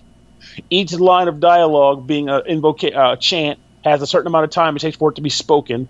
And you kind of plan it out to say, okay, if it takes me this long to say this thing, and then this long to say this thing, and this long to say this thing, I can eventually get to an invocation in about 40 seconds.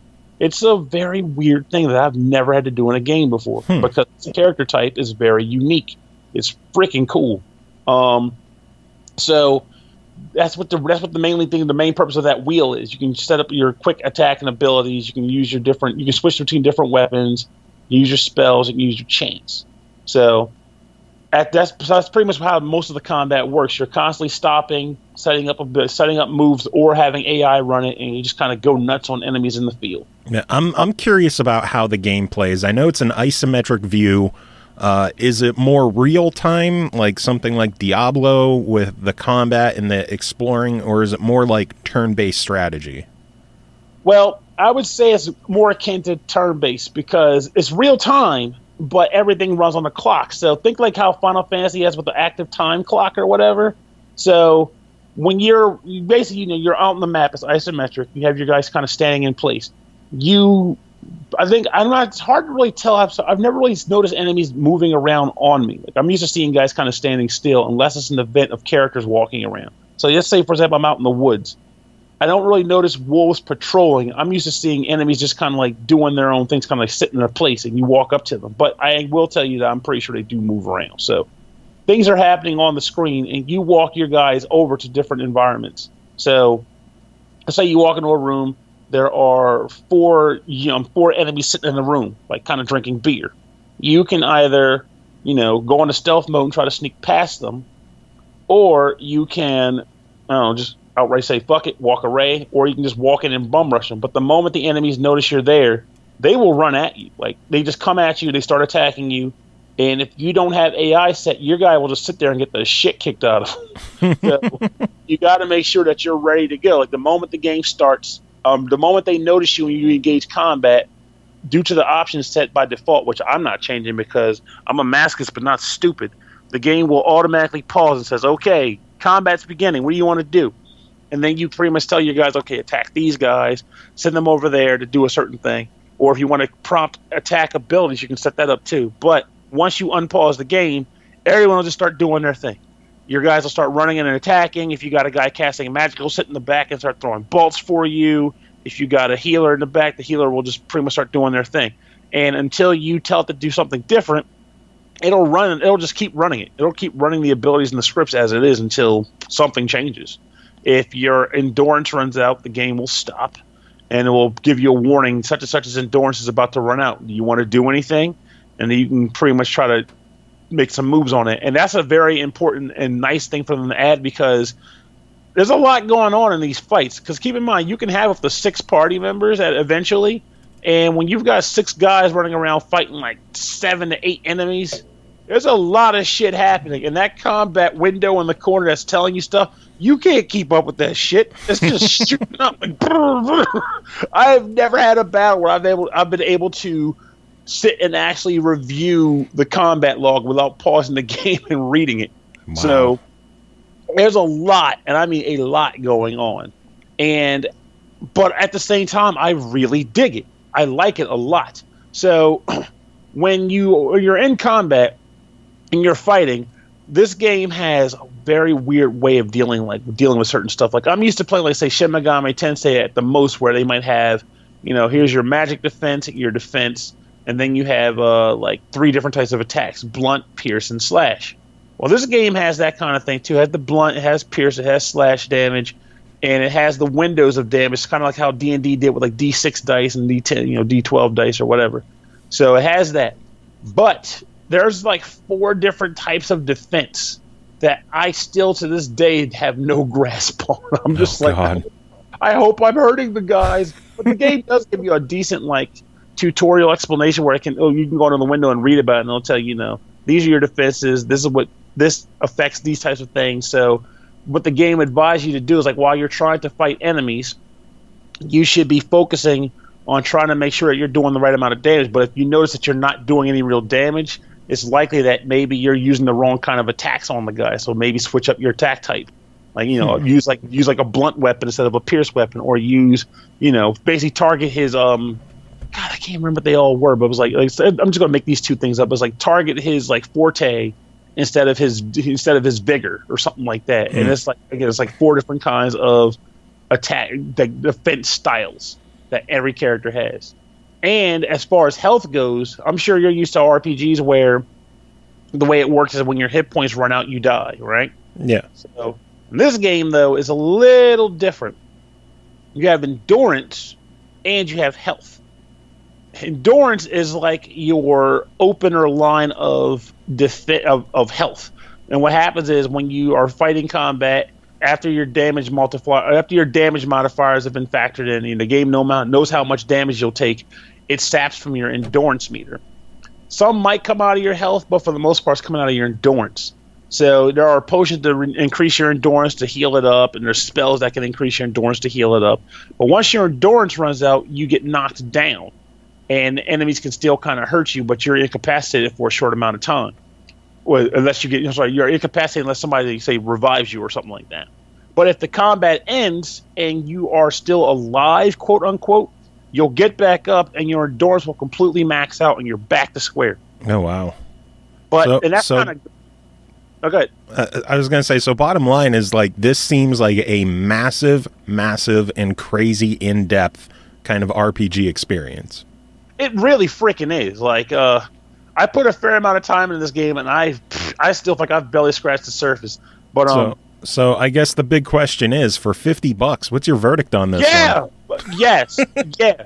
If you like role-playing games in any way, shape, or form, you want to buy this, because genuinely, I could keep talking. I didn't even get into the idea of like how dialogue works between NPCs and all that shit.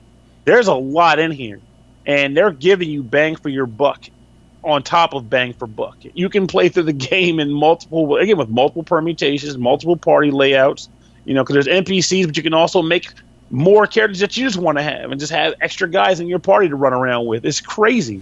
It's fucking crazy. Well, real quick, tell us about the dialogue options, because I know we're creeping up on like 20 minutes on just this game.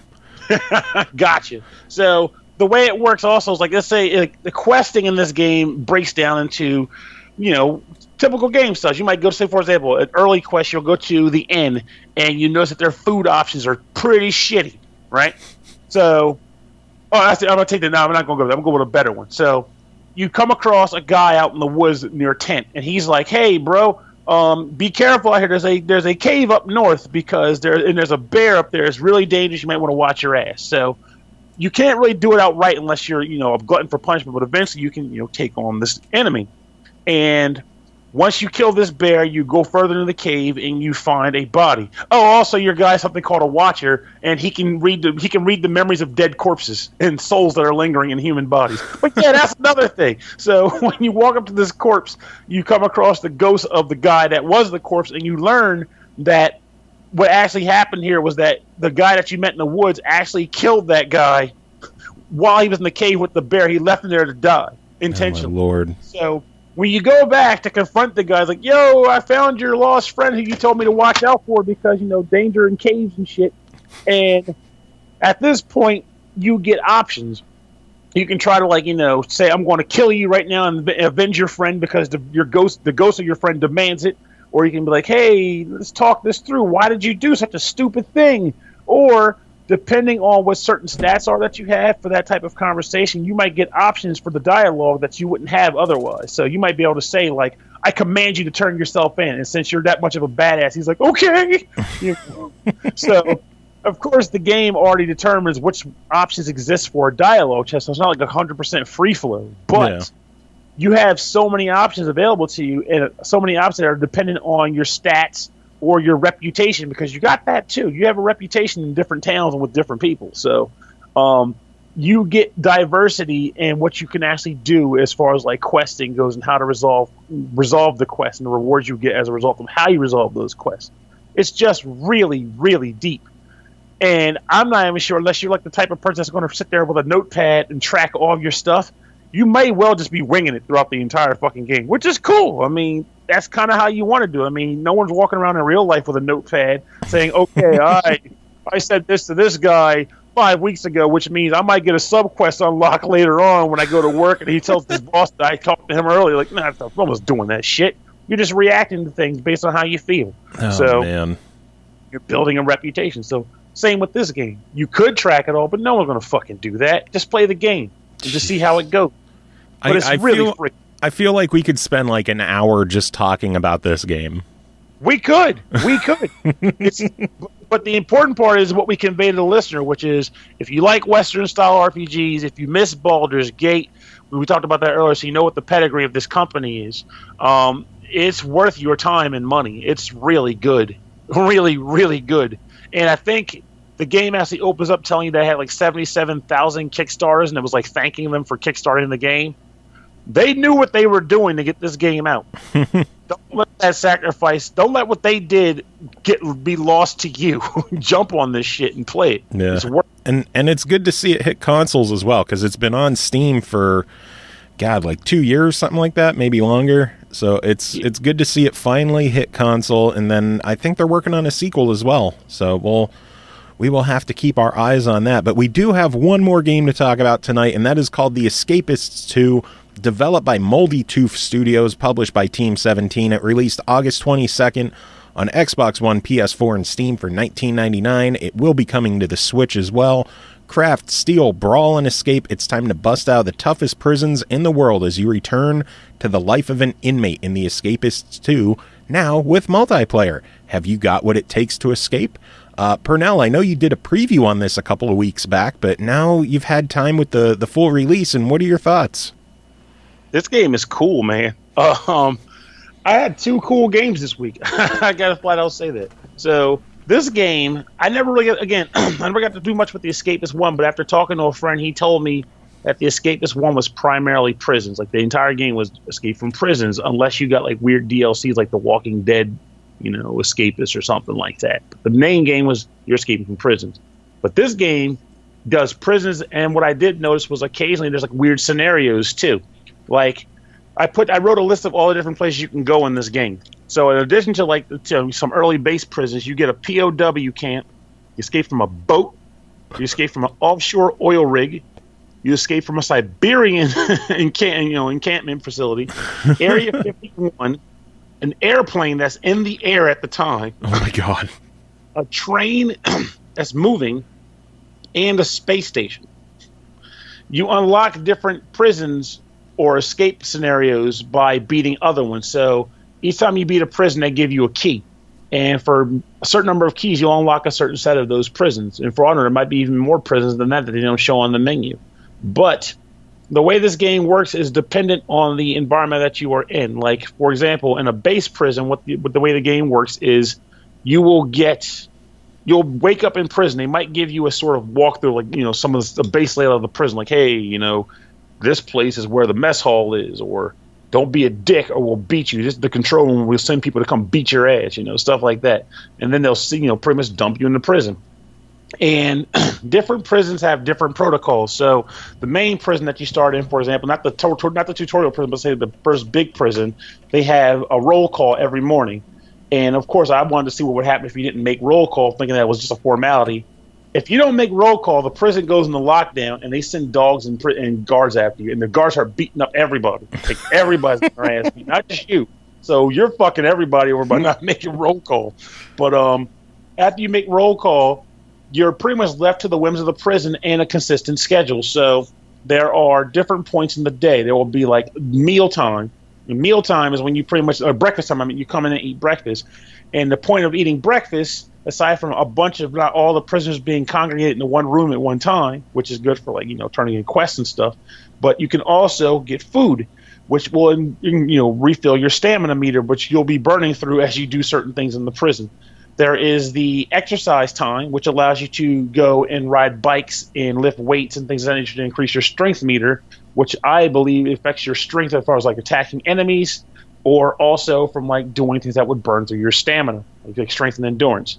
So there's also intelligence, and intelligence is something that I didn't quite get overall, though I might be just misinterpreting it. But the way it works is, as you read books, for example, your intelligence meter will go up, and the more intelligent you are, the more items you are able to craft with the crafting meter. And there's a lot of shit that you can craft in this game. It's stupid. And I think there's a lot of stuff you can craft that probably has no bearing on the game proper. You're just like, hey, would it be cool to have a shank made out of a screwdriver, or shank made out of, a bed leg from your bed? You can do that. Weird shit like that. It's a lot of different crafting options. But the way the game generally works is you're following this schedule, but you're also trying to case the prison and find some kind of way to escape from the prison. So, you might be walking around and you might notice that, hey, there's a wire fence over there. Maybe I can get some clippers later on to cut through the wire fence and escape.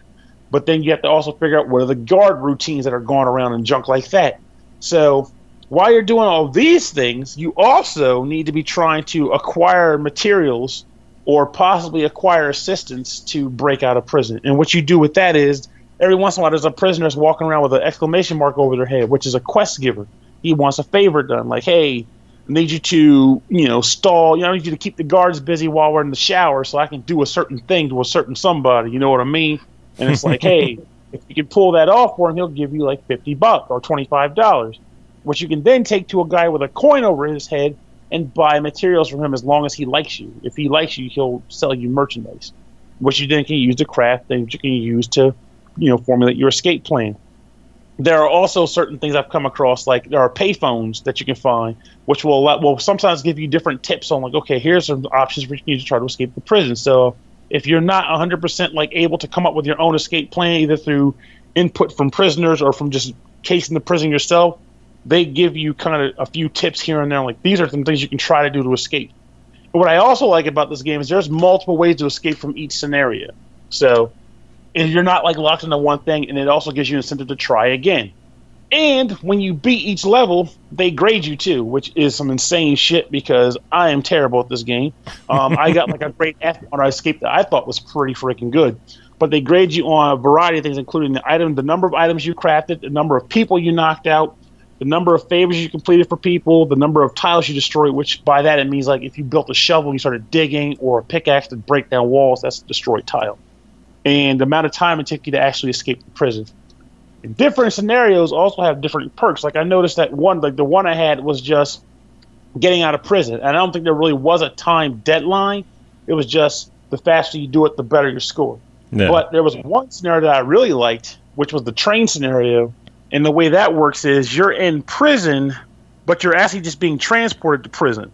And the game gives you a finite amount of time to figure your way off this train before you get to your destination, because once you get there, you're probably going to execute you or something. So it ended up being hilarious in how I did it. And I came across 3 different ways to escape at least, but I chose one which involved making a fake carrot to entice a horse to ride off into the sunset on, which was fucking hilarious. I had to sneak around the train to find parts to make a fake carrot. Oh my god.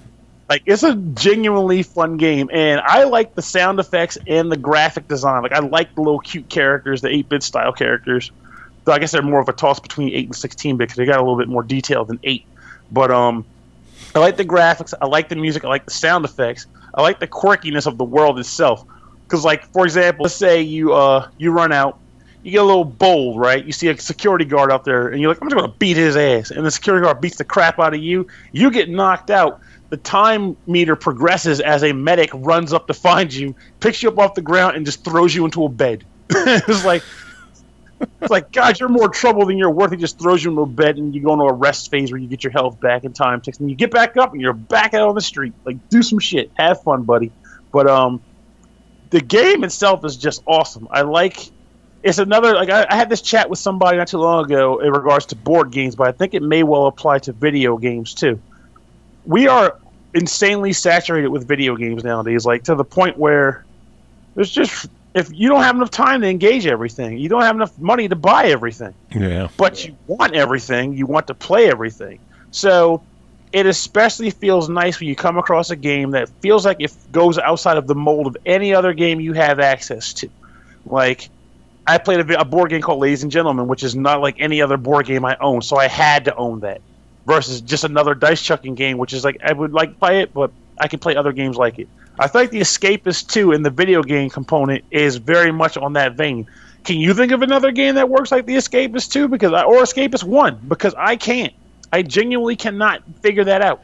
Not really. Like, the prison breaking games aren't very common, and just the sheer amount of possibilities and ways to complete the objectives, and it's just crazy how open-ended it can be.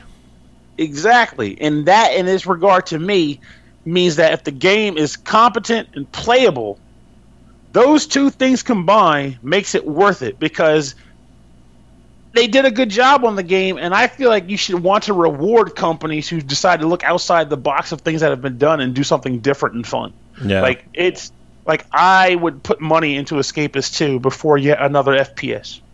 So I guess that begs the question, for $20, what's your verdict on this one? Get your game on. Get this game, pick it up, and have fun with it. It's great. They took a product that was already done and they made it better. This is a good game, and it deserves your money. I truly believe that. I almost feel like I need to start getting... I don't want to even put this on myself because I don't look forward to it if I ever do, but I feel like I need to get a bad game at some point so I can tell people, this game is a piece of shit. Do not buy it. I am not a company shill. Well, Pernell, if you want to dump more money into the Escapists, they have a Glorious Regime Prison available as DLC for $4. And then they also have a separate season pass with more content coming on the way for nice. $10 there as well. So there it is. Plenty more content coming. You can escape forever. Indeed. You can never stop escaping. Well, Pernell, thank you so much for coming on and talking about these games. Everybody else, stick around. We're going to take a quick break, and we'll be back with the folks from Storymind Entertainment talking about their game, My Eyes on You. Pernell, you have any final words to wrap this up? No, but I am curious to watch this episode when it airs because I'm curious about what the hell this Eyes on You game is. Eyes on You. That's my first thought. I'm thinking like those old 80s love ballad songs. Eyes on You. But I am curious about that. But I hope everybody who's listening had a great Labor Day weekend. I hope you're getting your game on, and I hope you are prepared because you know what that means. Post Labor Day means we're going to the storm. All the crazy shit's going to start dropping. So keep listening and learning more about great games that you may or may not want to be spending your hard-earned money to pick up and try. You're such a shill. I'm not a company shield. These are my impassionate feelings.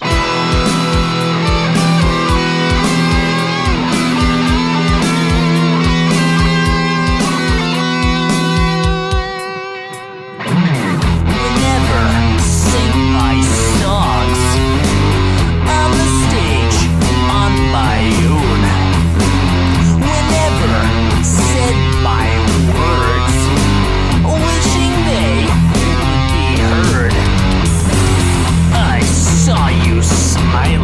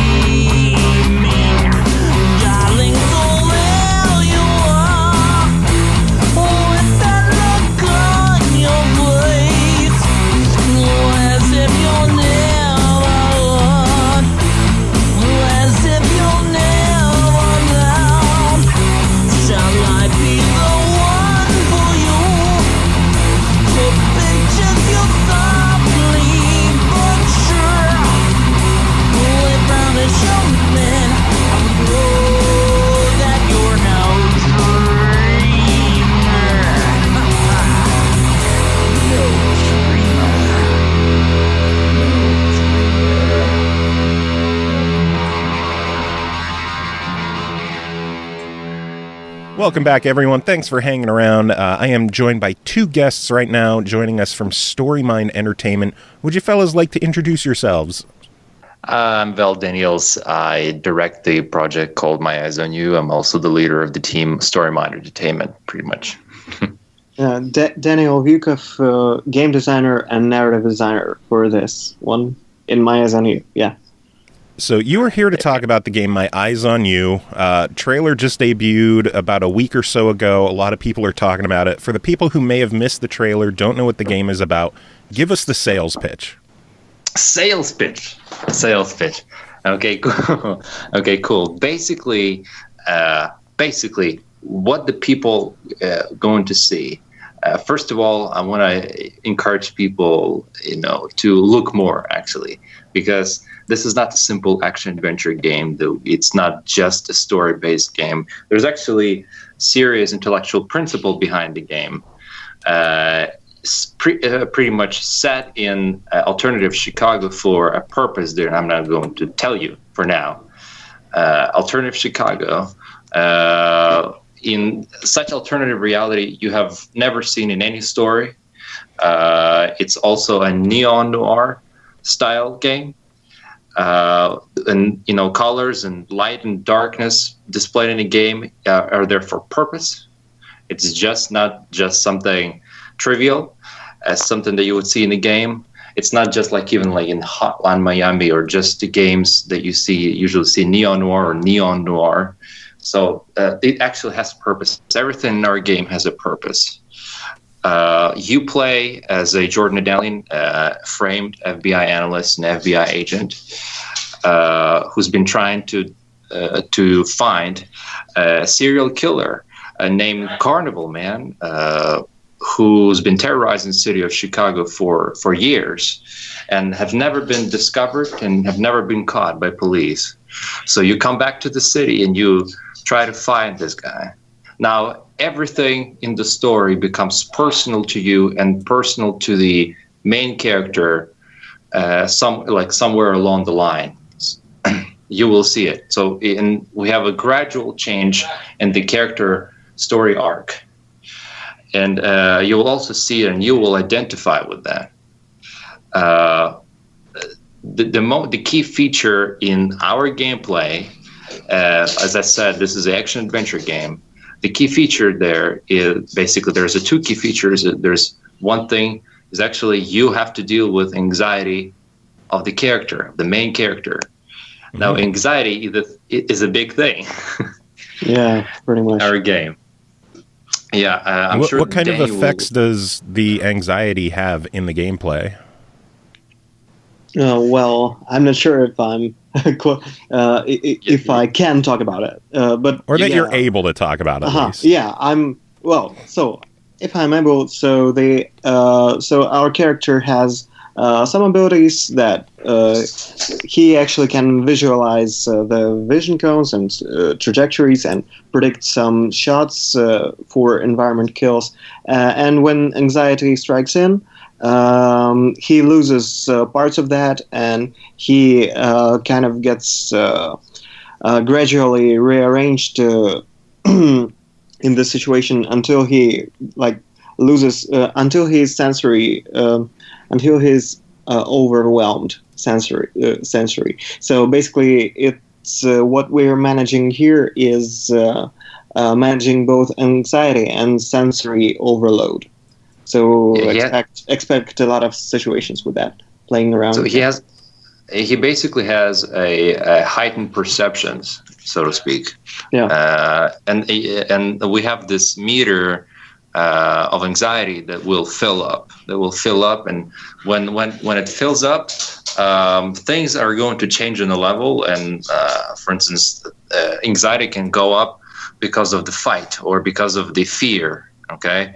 Now, when it's extremely high, the player will nearly lose his mind, and he will have problems with breathing as well, and we'll see maybe sort of hallucinate. Maybe you can call it hallucinations, and you have to get out of that state if you want to live. because that state opens like another door. Basically, we discussed the possibility within the team that that even geographically some objects and items can change. It can change location wise. Yeah. Okay, so they can basically move. Yeah. So whenever you get anxious, it's just with a character with such a high perception and like pretty thoughtful, attentive, but anxiety skews his perception. He's seeing things that aren't actually there, or doesn't notice things. So it changes the perspective, and gameplay changes. So whenever he's anxious, he cannot actually calculate his actions and be precise. He's in panic mode and has to evade or fight. Or it's just Like now, is that going to be something that has an effect on combat? Like when there's gunplay, that if you're too anxious, like the reticule might be bouncing around a lot more than usual. Yeah, it's exactly where it happens. But there are also different places and systems that I'm not sure we haven't tested yet. So I'm not sure if I should talk about it. There's always this thing to, like overpromise, like Peter Molyneux, like going Peter Molyneux way. Although I respect him, but you don't want to Molyneux the game, right? Yeah, but that's me. Actually, not wanting to Molyneux the game and like curbing all enthusiasm. Those are like two different things, but I'm swinging into the second. So I know the game doesn't have any kind of release date yet. Is there a release window? Like, is this something we might see this year? Is it something for next year? It is something that we may see in 2019.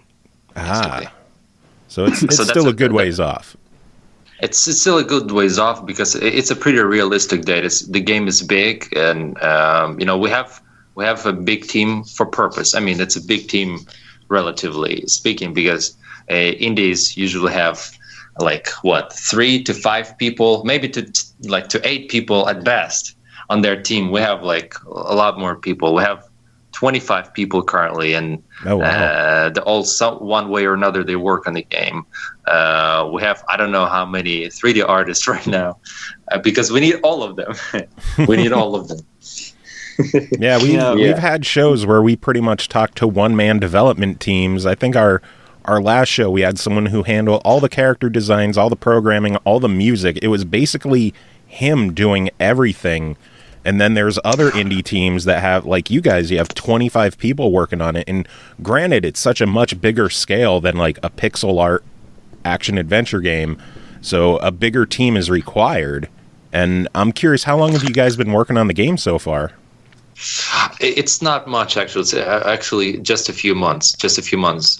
We exist from 2015, but we actually started to develop this game, I believe, in May. Yeah, I've dropped in May. Yeah. So in May. Yeah, the reason why there has been like 2 years is basically because we needed to make a lot of research and development on environment, on Unreal Engine 4. Is it good for us or not? Also, we were making up the concept of the game, because it's pretty hard. Our game is very conceptual because it has certain intellectual principles behind it. So everything you see in the game, it's not there just because it should be there. It's just because we want it, but it actually has purpose. It has a lot of meaning there. I can explain it later, but it's a story-wise, because it's all about the story, and the game is story-based. And there are not many story-based games nowadays in action-adventure genre, though. Yeah, most games these days are go to an area, shoot a bunch of people, move on, shoot another bunch of people, make a lot of families sad. Yes. Yeah. Yes. Yeah, we are different because there's not many developers in this area in this basically in this shelf because I would say that the development process of story-based titles is pretty tiresome. It needs a lot of conceptualization, so to speak. We need to develop our concept really well, and it won't be just limited to research and development on pre-production, but it also will be a development of a concept in the production and in post-production. Because the concepts of such games are really tough. If you look at the concept of Max Payne or Alan Wake or Kojima titles or Naughty Dog titles, they also have a story-based titles. These are story-based IPs. We're talking about Uncharted and The Last of Us and this Death Stranding, and I'm sure the Snake from Metal Gear Solid and all this Alan Wake. These are the titles with high concepts. There's always an idea behind them. You can't just show up with 150 people on your team just to make another action, because it has to be some intellectual value behind it. It's not just about shooting. Yeah. Okay. People don't work for such games 3 to 5 years just to display shooting. So people would be disappointed afterwards. There's always something behind the story. Yeah, we decided to go with the approach with that. Well, I'm guided by the approach that Nikolai Dubovsky took. Maybe you've heard of games from Ice Peak Lodge, Pathologic, Tension, all that stuff. We actually just reviewed their game Knock Knock on our last show. Oh, so that's a great one. Yeah.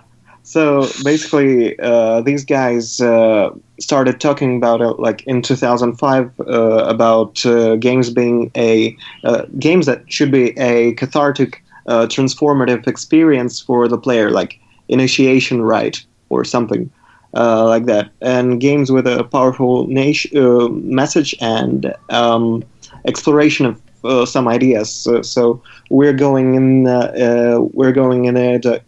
direction. So basically, every character, everything serves a purpose, and game design is actual gameplay on each level and between, and all the stuff is intertwined very, very tightly with the story and how it works. So that's just that's why we have this. That's why I have this title, narrative designer. So basically, you guys are looking more for a game that's going to stick with you and something you're going to remember than just another quick experience that people could blow through in a weekend and never think of again. Yeah, sure. And we decided to go for a game that would encourage multiple playthroughs and would be a non-linear.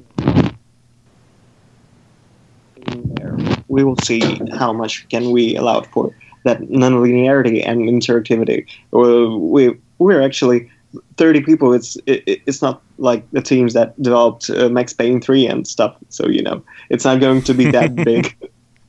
Yeah. How big of a game are you aiming for? So far, like with the script that we have. Like we have like I believe 2 versions of how many chapters we're gonna have. We can't say the chapters, how many chapters or how many parts in the game, but for sure that would be like 16 to 22 hours of gameplay. Wow, that's pretty long for an action adventure game these days. A lot of games seem to cap out at like 8 to 10 hours anymore. So it's cool to hear you guys are working on a more in-depth experience. 8 to 10 hour is 1A and AA games. That's interesting thing because Hellblade by Ninja Theory is a AA game, but this game is pretty much a revolt against the third party. It is a revolt against the third party, even though it is like 8 to 10 hours of gameplay. they wanted to deliver a AAA experience, even though they're indies in many ways, because they developed it themselves. We were looking, we were looking ahead, like, to see this project come in, and we're actually happy to see it because it marks the change in the industry right now. Titles like that. This is pretty much, I believe, the first title that self-published that looks like a AAA experience to me. I actually tried that game. It feels like a AAA experience, and it's a long road. It's a long road at this moment. Like, we have to stride. It's at least 2 years of development. We need more people because we don't have all the people that we currently need to have. There will be more. But currently, we're already making a demonstration level, like a demo level, that hopefully is going to be out in fall. And you will be able to see it, at least on a video, and maybe we will send it out to certain definite people who can play test it. And we're envisioned to showcase, like, all the mechanics that we wanted to show. Like all this anxiety level, and this how story unfolds, and how personal it becomes, and all this, and the setting, and and the lighting, because lighting is crucially important in our game. I don't know what you probably read in those articles.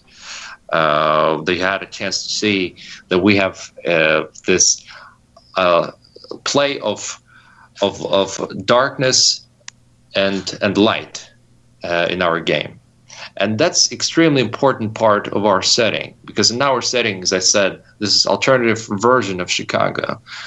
Not only people celebrate on carnivals and go to carnivals, and not just the fact that the carnival is pretty much a commercial stash for the city, but people actually use carnival outfit, like masks, for example, as their daily outfit. Some of them, and that's pretty much a subcultural thing in the city and in suburbs. And it develops, and like such culture develops the culture of double life, I call it, because any person in the city could have a good face, so to say, has a good reputation, and the other day would wear a mask to go commit atrocities, and in the morning he has no masks and nobody knows what he did. Yeah. So basically a city of everyone having double lives. Yes, and we have interesting thing happening in the city in terms of, like, everyone has different masks, different colors, different everything in their outfit to show how diverse they are, and just showing, like, how beautiful the city is and how everyone is enjoying this feast of life. But here these thugs show up. Basically, we have this criminal carnival man in the crimson mask, and his minions in the white masks. They're all in the white masks of the same shape, the same color, same everything, and everyone see them, and they see that these criminals, they're honest about what they're doing. They have the same mask, the same color, and they condemn publicly. They condemn, everybody condemns those thugs, but privately, in their private life, they know that these thugs are more honest than everybody in the city. Yeah, so it looks like 24-hour Lupercalias there. With all the masks and playing full stuff. Yeah, we understand, like, this is a pretty much this is a parallel to real world, because we live in the same kind of world, but this is just it's exaggerated world, of course, but it has to tell something to people like that. Now we have this character Jordan Adalian who is actually struggling to define his dignity. He's struggling to define his dignity, and he's trying to find it, and he's seeking gaining social points by working in FBI. He fails miserably. Not only they ignore him as they did in the past, but they also some people actually hate him for what he did. Because he's been framed, as it has been announced. He has been framed, and he has to deal with this issue of dignity, with the question: did he lose his dignity or not? So we also explained the concept of dignity in the game, what it means and what it doesn't mean, and what people confuse it with, and when they define it correctly. So we have this concept of double life shown. We have this concept of dignity explanation shown. And we don't explain dignity, but we let player to explain dignity themselves. Yeah, and we're going to. So you're playing you're playing as this character, Jordan, and what you're playing as is, despite what the voice in the trailer suggests, is like gravelly voice and like manly as hell and stuff, but he's actually slightly awkward, and he's not really slightly. He's really socially awkward, anxious, and he's not kind of not that kind of Hollywood trope like genius that's being a dick, so everybody loves him. He's just the kind of guy that just cannot get through to people that much. So he had to become brilliant in some other respects to actually level the playing field. Yeah, to be useful. Gotcha. Sure. I know you mentioned that dark and light has a lot to do with the game. One of the videos that I saw, one of your earlier demo videos, showed a lot between color and black and white, and shifting from a full color scene to just highlighted like blood on the ground, stuff like that.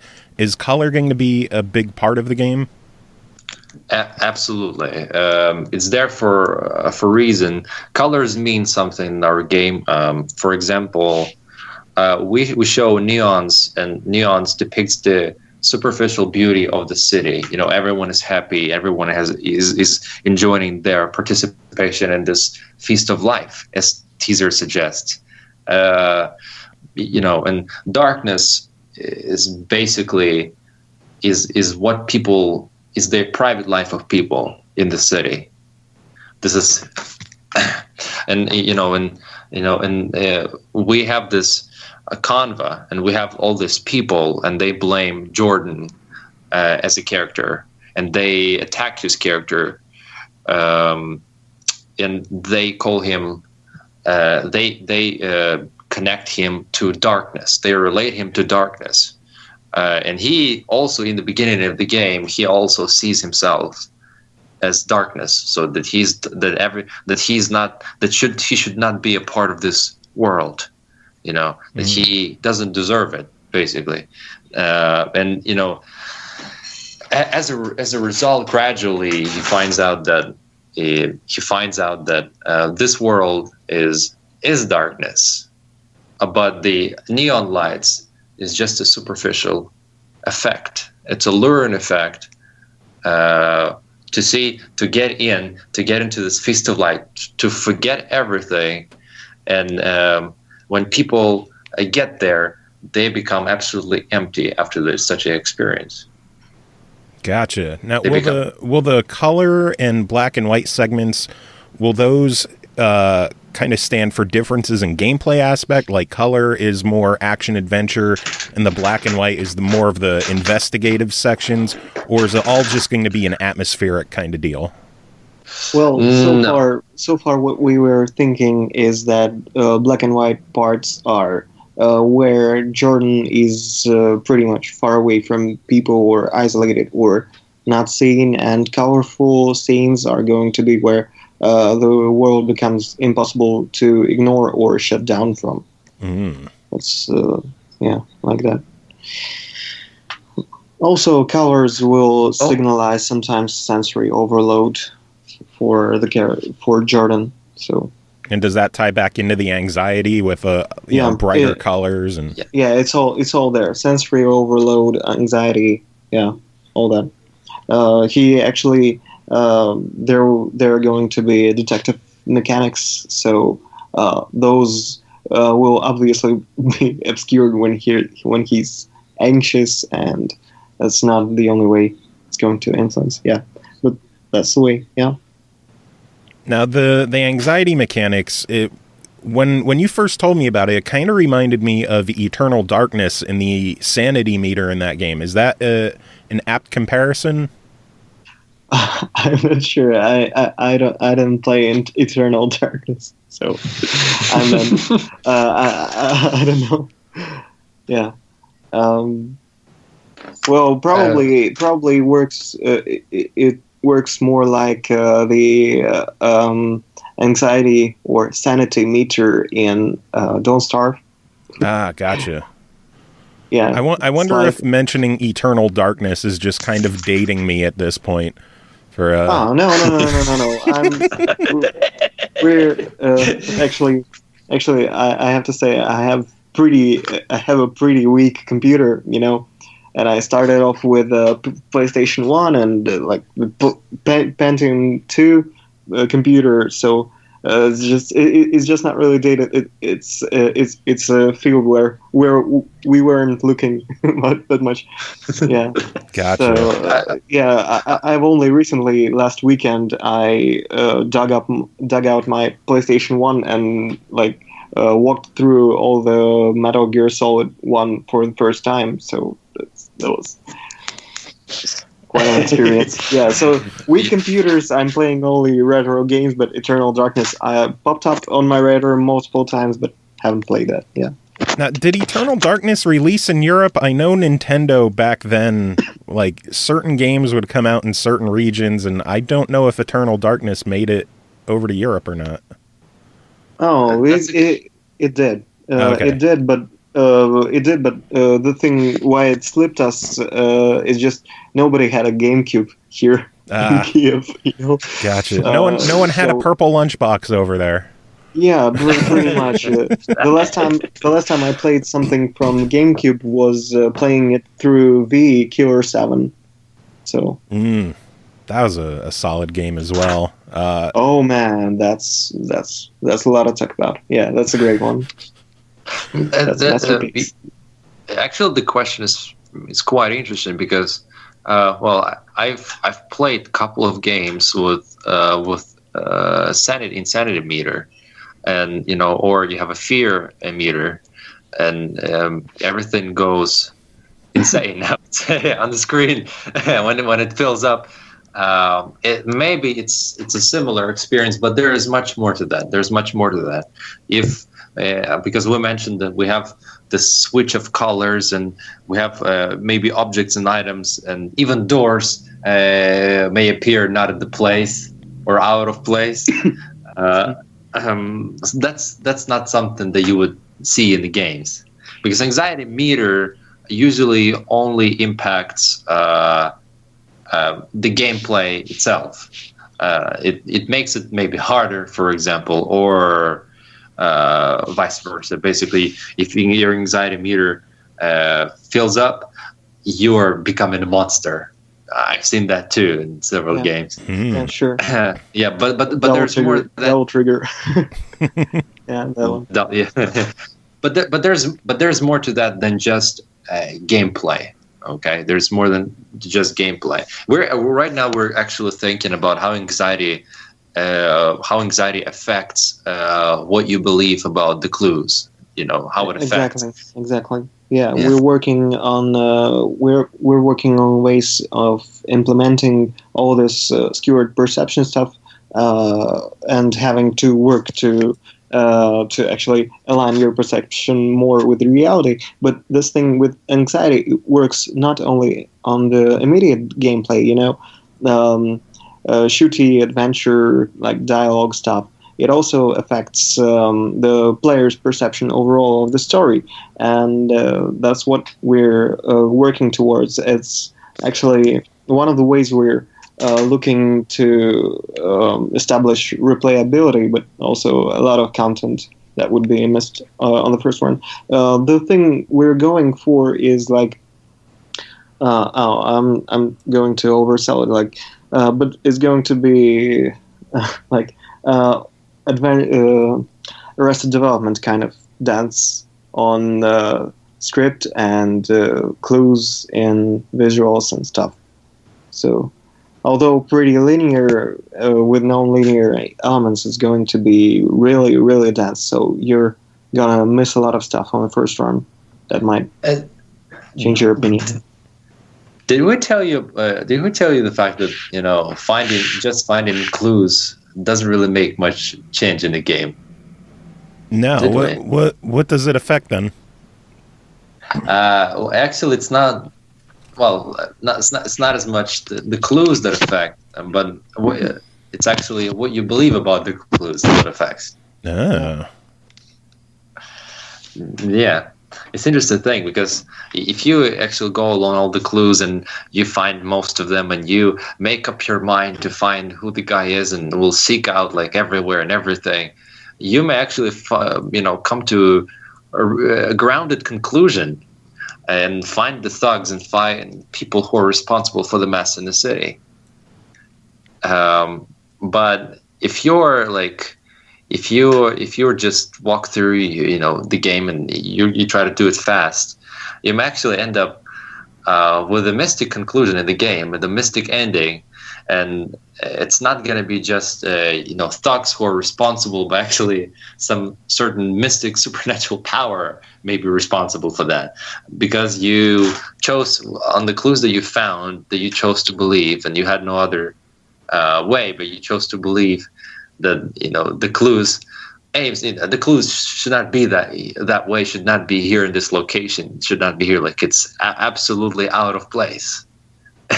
Yeah, so that encourages pretty hardcore thinking on the player's side, attention and stuff. Yeah, we don't want to make like a hardcore game, like it's a game for everybody. Yeah. But but there's different ways to go. If you failed the grounded part, you may not have failed the mystic part. And mystic part and grounded part endings, they are mutually exclusive in the game. So you basically take another plot and go with it. And plot adapts to your choices about what you believe about the clues and all the evidences that you happen to find. So is this going to be a game where there's multiple ways to play through it and multiple ways to get to the end, whether someone wants to focus more on the action part and kind of ignore all the investigative stuff, or someone who wants to focus heavily on the investigative stuff but wants to kind of ignore combat? Is that going to be possible with this? Yeah, that's pretty much going to be possible, all these different player styles, but also it's logical in a way that if you're going to ignore all the investigative stuff and not going to pay attention or other things, that you're going to be wrong most of the time. Maybe it's like when you're on a test and you don't know nothing and you just cross out circles and praying to God that it's going to be right. We've all been there. Yeah. True story. That's the beauty of multiple choice. You've always got a chance. Yeah, you always got a chance, but the tricky part is that that today it's basically choice only in games. It comes down to most of the time, if I'm not mistaken, it's actually morality that defines the choice. Okay, so there's usually moral ground to choice, but in our game it's more than just a moral. It's also grounded versus mystical. Yeah, it's steeped in philosophy. Yeah. Yes, exactly. It's more philosophical than an ethical or moral. Gotcha. I'm curious to know, will there be any kind of options to play through the game as a pacifist and not have to kill anyone? Yeah, that's what we're going for with. Well, we're going to get our asses slapped by PR. Yeah. But yeah, it's that's what anxiety works towards. It's it doesn't only blend only the narrative design into immediate gameplay, right? But it also creates this shift between stealth and action segments. It's not like our game a gradual shift between between the first and the second. So failures in the first, like in stealth, are going to prompt you to go to the action mode where you're also assisted by your perception, but you're also more limited in your and pursuit.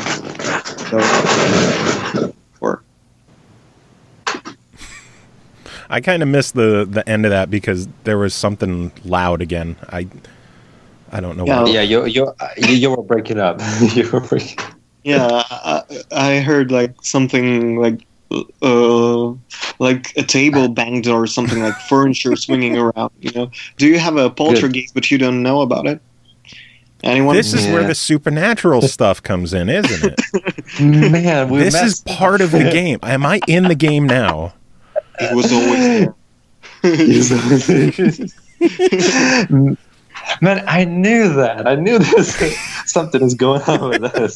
We're gonna go insane in 2 years when we release the game. It's already the anxiety is taken over already. Is this going to be like Eternal Darkness, where there's the fourth wall breaking of like an error screen is going to pop up during this show, and like just the game is going to end up fucking with me with this? Right. Well, that's good. You know, we're fans of fucking that much with players as Kojima does or Eternal Darkness. So we hope to be clever enough to sleep that in, but we'll see if we can pull it off. Yeah. Now, is that something you guys might consider with the anxiety effect of, like, I know in Eternal Darkness they would like show your game saves being deleted or the game just like crashing to a blue screen, a lot of fourth wall breaking stuff. Is that something you guys might consider, or do you want to keep it more grounded in the game world? We want to keep it more grounded in the game world. You know, I've seen games from Suda 51, like the Killer 7 and stuff. So that's pretty much a fourth wall non-existing, and a game enjoying itself being a game. But we are going for a game that's really deep in the world, and it shouldn't be really gamey, but it's going to be more realistic in a way. So we're not sure. What we're not going to have is like bosses like Psycho Mantis and stuff. No, not that for sure. You should plug your mouse into another port, maybe. Oh, that'd be hilarious. The guy's just like, I see you've been playing Overwatch, haven't you? Oh my god, you know! Oh wait, no, everybody plays Overwatch. That's just a lucky guess. Yeah. I visited Gamescom this year. Everyone was playing Overwatch there, like in the entertainment area. Goodness sake. Can't people just play anything else? So that leads to a good question. When you guys aren't working on your game, what are you playing? What games do you enjoy? We enjoy really different games, so let Val speak first and I'll tell second. Okay, I play different kinds of games. I personally enjoy again story-based games like Max Payne and Alan Wake and The Last of Us. But they're not just limited to action adventures like these. I also love some story-based RPGs. I love Skyrim, by the way. Who doesn't? Who doesn't? But mostly because of environment. I wouldn't say they have the best story there, but guild stories are really good in Skyrim. These storylines are really good. Also, the Gothic series. I love Gothic series. Oh yeah, Gothic series. Yeah. By Piranha Bytes, the German studio. Great. Maybe not their latest parts, third and fourth, but they're pretty much as far as I know, they weren't developed by Piranha Bytes. I know that the third part was developed by Piranha Bytes, but the publisher rushed it, to release, and it didn't turn out well. Yeah. But yeah, those are like great games. I was brought up on Gothic 1 and Gothic 2 actually. Same here. It's these games with really dense atmosphere, like really thought through it, and like whatever you heard a stereotype of Germans, like it's like clockwork. Everything works. The atmosphere, the music, the filters.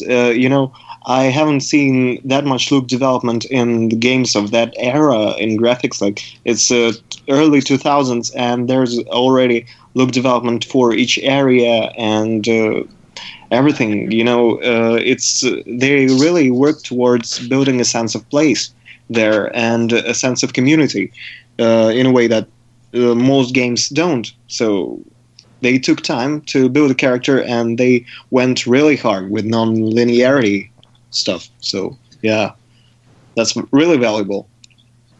Yes, we want to implement some of that in our game too. Yeah. Yeah. Yeah. So yeah, vision is like it's very important, and we want like each member in our team like to understand the kind of vision we have. We have a creative department. There are basically several people who do creativity, and because our concept is complex, it's really important that all the team understands that. We didn't take everybody on the team who wanted to get in. So I was involved in getting people in the team, and that's one of my responsibilities too. And not everybody could get in because they couldn't understand the concept that we were doing, because it's complex. So everyone has to be intact. Everyone has to understand the process, what we ask them to do in order to make this game happen.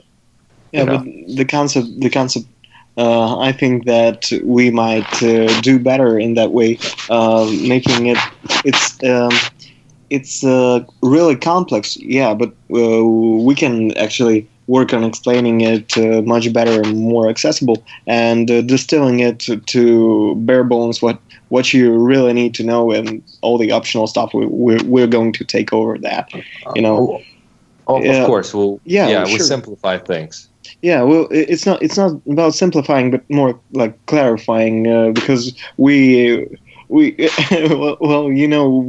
enjoy writing, but there is a difference between a design document and prose. So that's what we're fixing here, and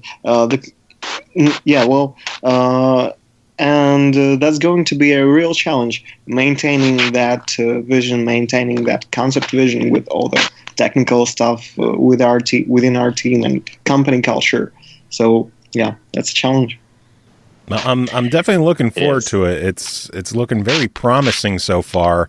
You mentioned the writing. Do you have pretty much the whole script written out, or are you still working on it up until the coming year or two? We're working on the script still. Like we had script written several times already, but we're still working on it, and we'll be working on it in production too. We constantly add layers to the script with every next iteration in the script. So that was like those like storylines and the way and path that we didn't want to take, and we removed them out of the script. Script work is important. We have a separate person who does that. It's a Matthew Moffat, who wrote a book called Moon to Joshua. You can buy it on Amazon, advertising. But he's a really good writer, and he helps us. He's the lead writer on the game so far. But the concept of the game was pretty much made by two people. It was me and Tony Skjoer, who's the art director, and all the arts behind the project, all this lighting that you've seen, like all this visual outlook, done by him, actually. Oh, wow. And we have some really talented, some really good people on the team, and even some professionals who worked previously in the game too. We'll also have them. So I would say, like, the reason why it's been 2 years before we started it's because pretty much another reason is that we were trying to get all those teams on board, all those team members that we currently have. I can tell you that human resources and getting people on team is a huge thing. It's a huge thing, and actually partly I believe this is what most indies don't understand. They develop their titles, but they never get to find anybody, or they find very few people. Like, they involve their friends into development, and that would, like, they end up with people of 3 or 4 people, and it's definitely the lack of people. Okay, and they always sometimes say, like, oh, we don't have enough people, and they don't find them. So I would say the communication, external communication, is a huge problem in the indie game industry. I would say it's a big one. It's it's actually good that we have that solved. Yeah, and actually, what we're having here is a situation that is encountered to the local culture. Here we have this our game development guys. They're pessimistic because when there were I'll tell you that the people here in game development, they might strive for something artistic and big, but most of the time there's a lot of issues with keeping living hand to mouth, and with all that. And with all those teams and with all the years in game development, people are just going to the conferences and say on lectures for new game developers, guys, you're going to make shit.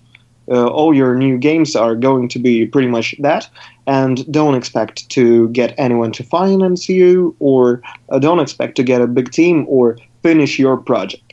Actually, that's exactly what you're going to get, that nervous breakdown and a few friendships lost.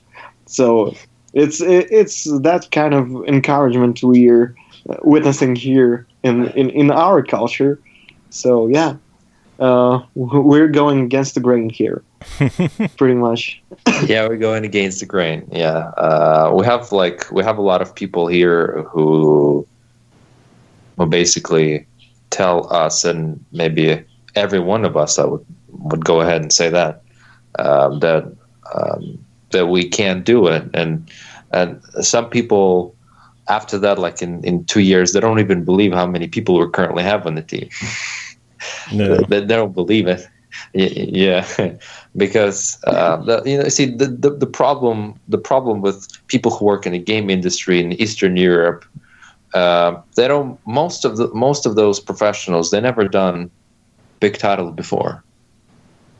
They were said no at some point in their life too many times, and so when they go into conferences and on the lectures, they tell students, they'll tell young game developers and artists that they're not going to make it because okay, there's a third party here, there's not a good business environment, there's not a good conditions technically, and business wise, and everything. So basically, that would encourage you, but by the end, they would bring you over to conclusion. They would draw to you the conclusion that you will fail. You will fail. And they try to rationalize the failure.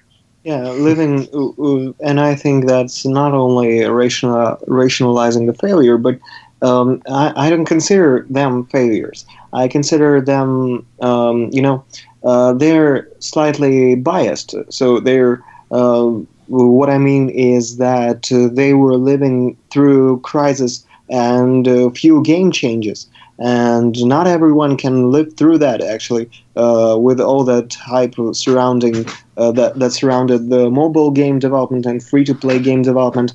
And guys got pretty desperate. We want to make a AAA game. We have the people, but hey, man, that free-to-play game that works like a Skinner box is just winning. It just it just took all the money. Nobody's going to pay for our game, and we had a lot of big publishers here in Russia and Ukraine, and they're pretty much collapsed. So we don't hear much from them. Not a lot of games even get translated to Russian or Ukrainian. Most of them slip by, and that's not something that would happen before. So that's a tough situation here. Really, and it has been for years, but people thought that making games ultimately in these conditions would be an unsuccessful venture, and that's proven wrong time after time. We hope to prove them wrong again and get them to make games again. So is that why you guys are looking to self-publish and do it yourselves instead of trusting in an outside group to do your game justice? No, not in that way. No, we believe that because those guys and veterans in the industry in the Eastern Europe, because they didn't make it doesn't mean that we're not going to make it. Oh, sure. We're sure that we're going to make it because we believe that our concept is great. I think it's something new. It's novelty, not just in aesthetics, not just in setting, but intellectually it is a novelty too. And we're gonna showcase the demo, and with the demo, we're gonna go ahead and and make deals with publishers as well. We cannot talk about what publishers that may be, because we have certain entities that we're going to talk to, and we're already actually talking to them, negotiating. We can't talk about it, but there's a ways to go. There's a number of third-party publishers, and we're considering them too. We were approached by multiple indie publishers as well, but we basically came to conclusion that they can't do it with us, basically. Yeah. So what we're thinking is not promoting our game on our own, but actually handling it over to people who know how it's done. Because you're not going to be your own lawyer unless I don't know something about you and you have a doctor's degree in in that stuff. Yes. So we don't have that, and we would like to entrust that stuff to people who know their business and put more effort into our game. Yeah, right, absolutely. And we don't want to go to people who didn't make it. We want to go to people who made it, who will talk to us differently. Okay. Yeah. We want those people. We've seen a lot of professionals in our ways. Each of us, we got consulted by them. There's a that's what Daniel mentioned, bias. Okay, they are professionals. We don't really question their professionalism. We actually came to be consult now, and they consult us. But in the end of the talk, they try to draw a conclusion about what we may end up with, and they really can't do that. Nobody can do it.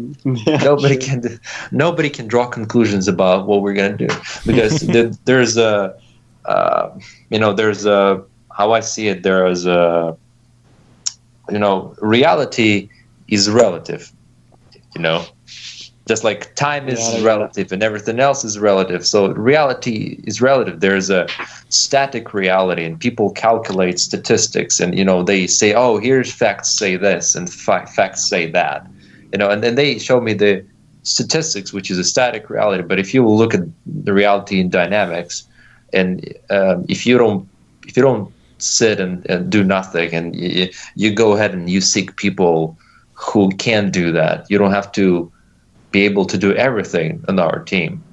You have to do your own thing, and we will find the person who can do another thing. That's what the team is all about as well. And we at some point on our path, we decided that we are not going to be defined by how anybody conclude, what do they deduce from what we do, because they're not really the part of the team to say how we're going to end up. Yeah, and actually, that's talking about their predictions. That's just a prediction, They just from theory of decision making, you always make a decision or a prognosis in absolute uncertainty. Like you can limit that uncertainty, but you're always uncertain. So I heard multiple stories about guys that we've all heard those, and actually America is built on those stories that you're going to fail. I'm not. Like putting in effort and just showing them all. It's about that. It's about proving the naysayers wrong. Yeah, proving the naysayers wrong in one way, but in more, I might seem phony right now, but proving them that they can do it. Also, all those brilliant developers that got jaded, and all those new developers, potential developers, maybe newbies that would feel that they can do it too. It's just showing them there's a possibility, and we hope to help them too, eventually, in that way or another. Yeah. But the first and foremost, it's really proven to ours what we can do, and realize ourselves and realize, because we believe in this vision. If if we realize it, or when we realize it, it's we know at least why we lived. Yeah, sure. That's existential stuff already. Right? Yeah. Well, it's important too. Very true. Well, I know we've been chatting for close to an hour now. Was there anything else that you guys wanted to address with the game and let our listeners know about? You should expect to see the demo somewhere in fall. We believe in October or November. It should be there, just to see how the gameplay works, how the story works and unfolds, and basically most of the things that we promised about the game, we hope to realize by that term. Yeah, we hope to show it off, in a way that Ice Clutch did with the Marble Mast. So it's going to be, we're not sure at this point whether it's going to be part of an overall story or a spin-off in a way, but that's going to be a thing of its own, and we're hoping to show what we've been doing so far with the game and how we want to see it work. Obviously, that's going to change over the years of development, but we hope that it's not going to change. Diverge. Yeah, it's not going to diverge from the vision dramatically. Yeah. Gotcha. And where can people keep up to date with the game and with you guys and everything that's going on? We have We have all our Twitter account, and Facebook account, and even Instagram account.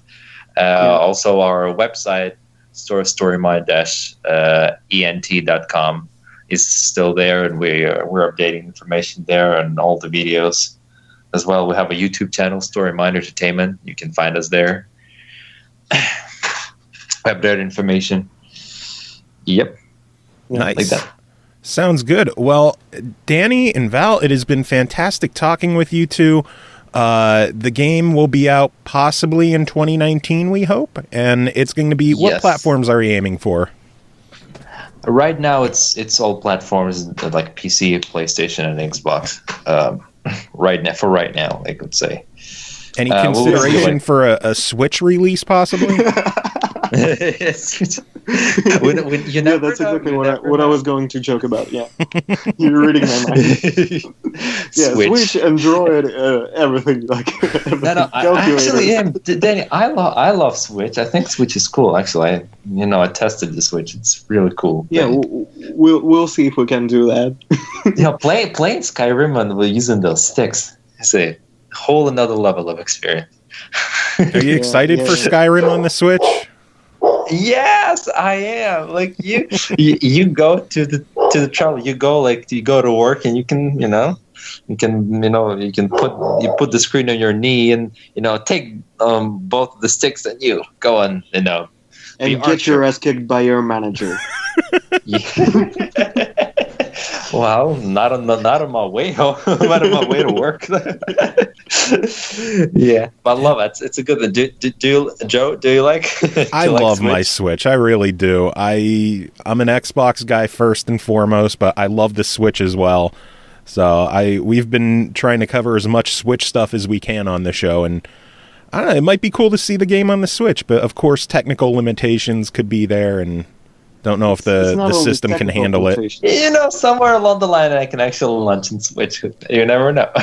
Yeah, and actually it's going to be pretty interesting to make a game for Switch, because Nintendo was always on the foreground with all those control gimmicks, and they play really great. Like No More Heroes on Wii, man, that was excellent. Yeah. I don't know, if the Switch can't handle it, you could always do the free-to-play My Eyes on You Match 3 puzzle game for the Switch. Oh, yeah! Hell yeah! You think that's gonna work? We're doing it! Just give me a special thanks in the credits if that happens. Yeah. I'll remember that, Joe. I'll remember that. Oh, man. For sure. Well, I'm looking forward to that. I'm looking forward to the full game as well, the non-Switch port, and it's been great having you guys on the show. Do you have any final words to end the episode? My final words. I think I hope and I wish to play really good games in the rest of the year that is left, because the last half of the year was in E3 and on Gamescom all of it. So I hope that fall will bring us some pretty good titles that we didn't even think of. How about this title, The Last Night? I'm really looking forward to see it, how the game goes, and to play this game. It would be awesome. Yeah, that one looks pretty good. Yeah. We actually know those guys. Well, then go over and visit them and play it and tell us how it is. Right. The inside information. So, Danny, you want to say something? Yeah, I want to say that it's my first time on podcast, but I've enjoyed every second of it. Yeah, so thank you, and thanks for loving really obscure games, and I'm going to check that out. I hope to play that Eternal Darkness on something. I'm gonna play too. Yeah, you really got me going with that one. So yeah, thank you, and thank you, Joe.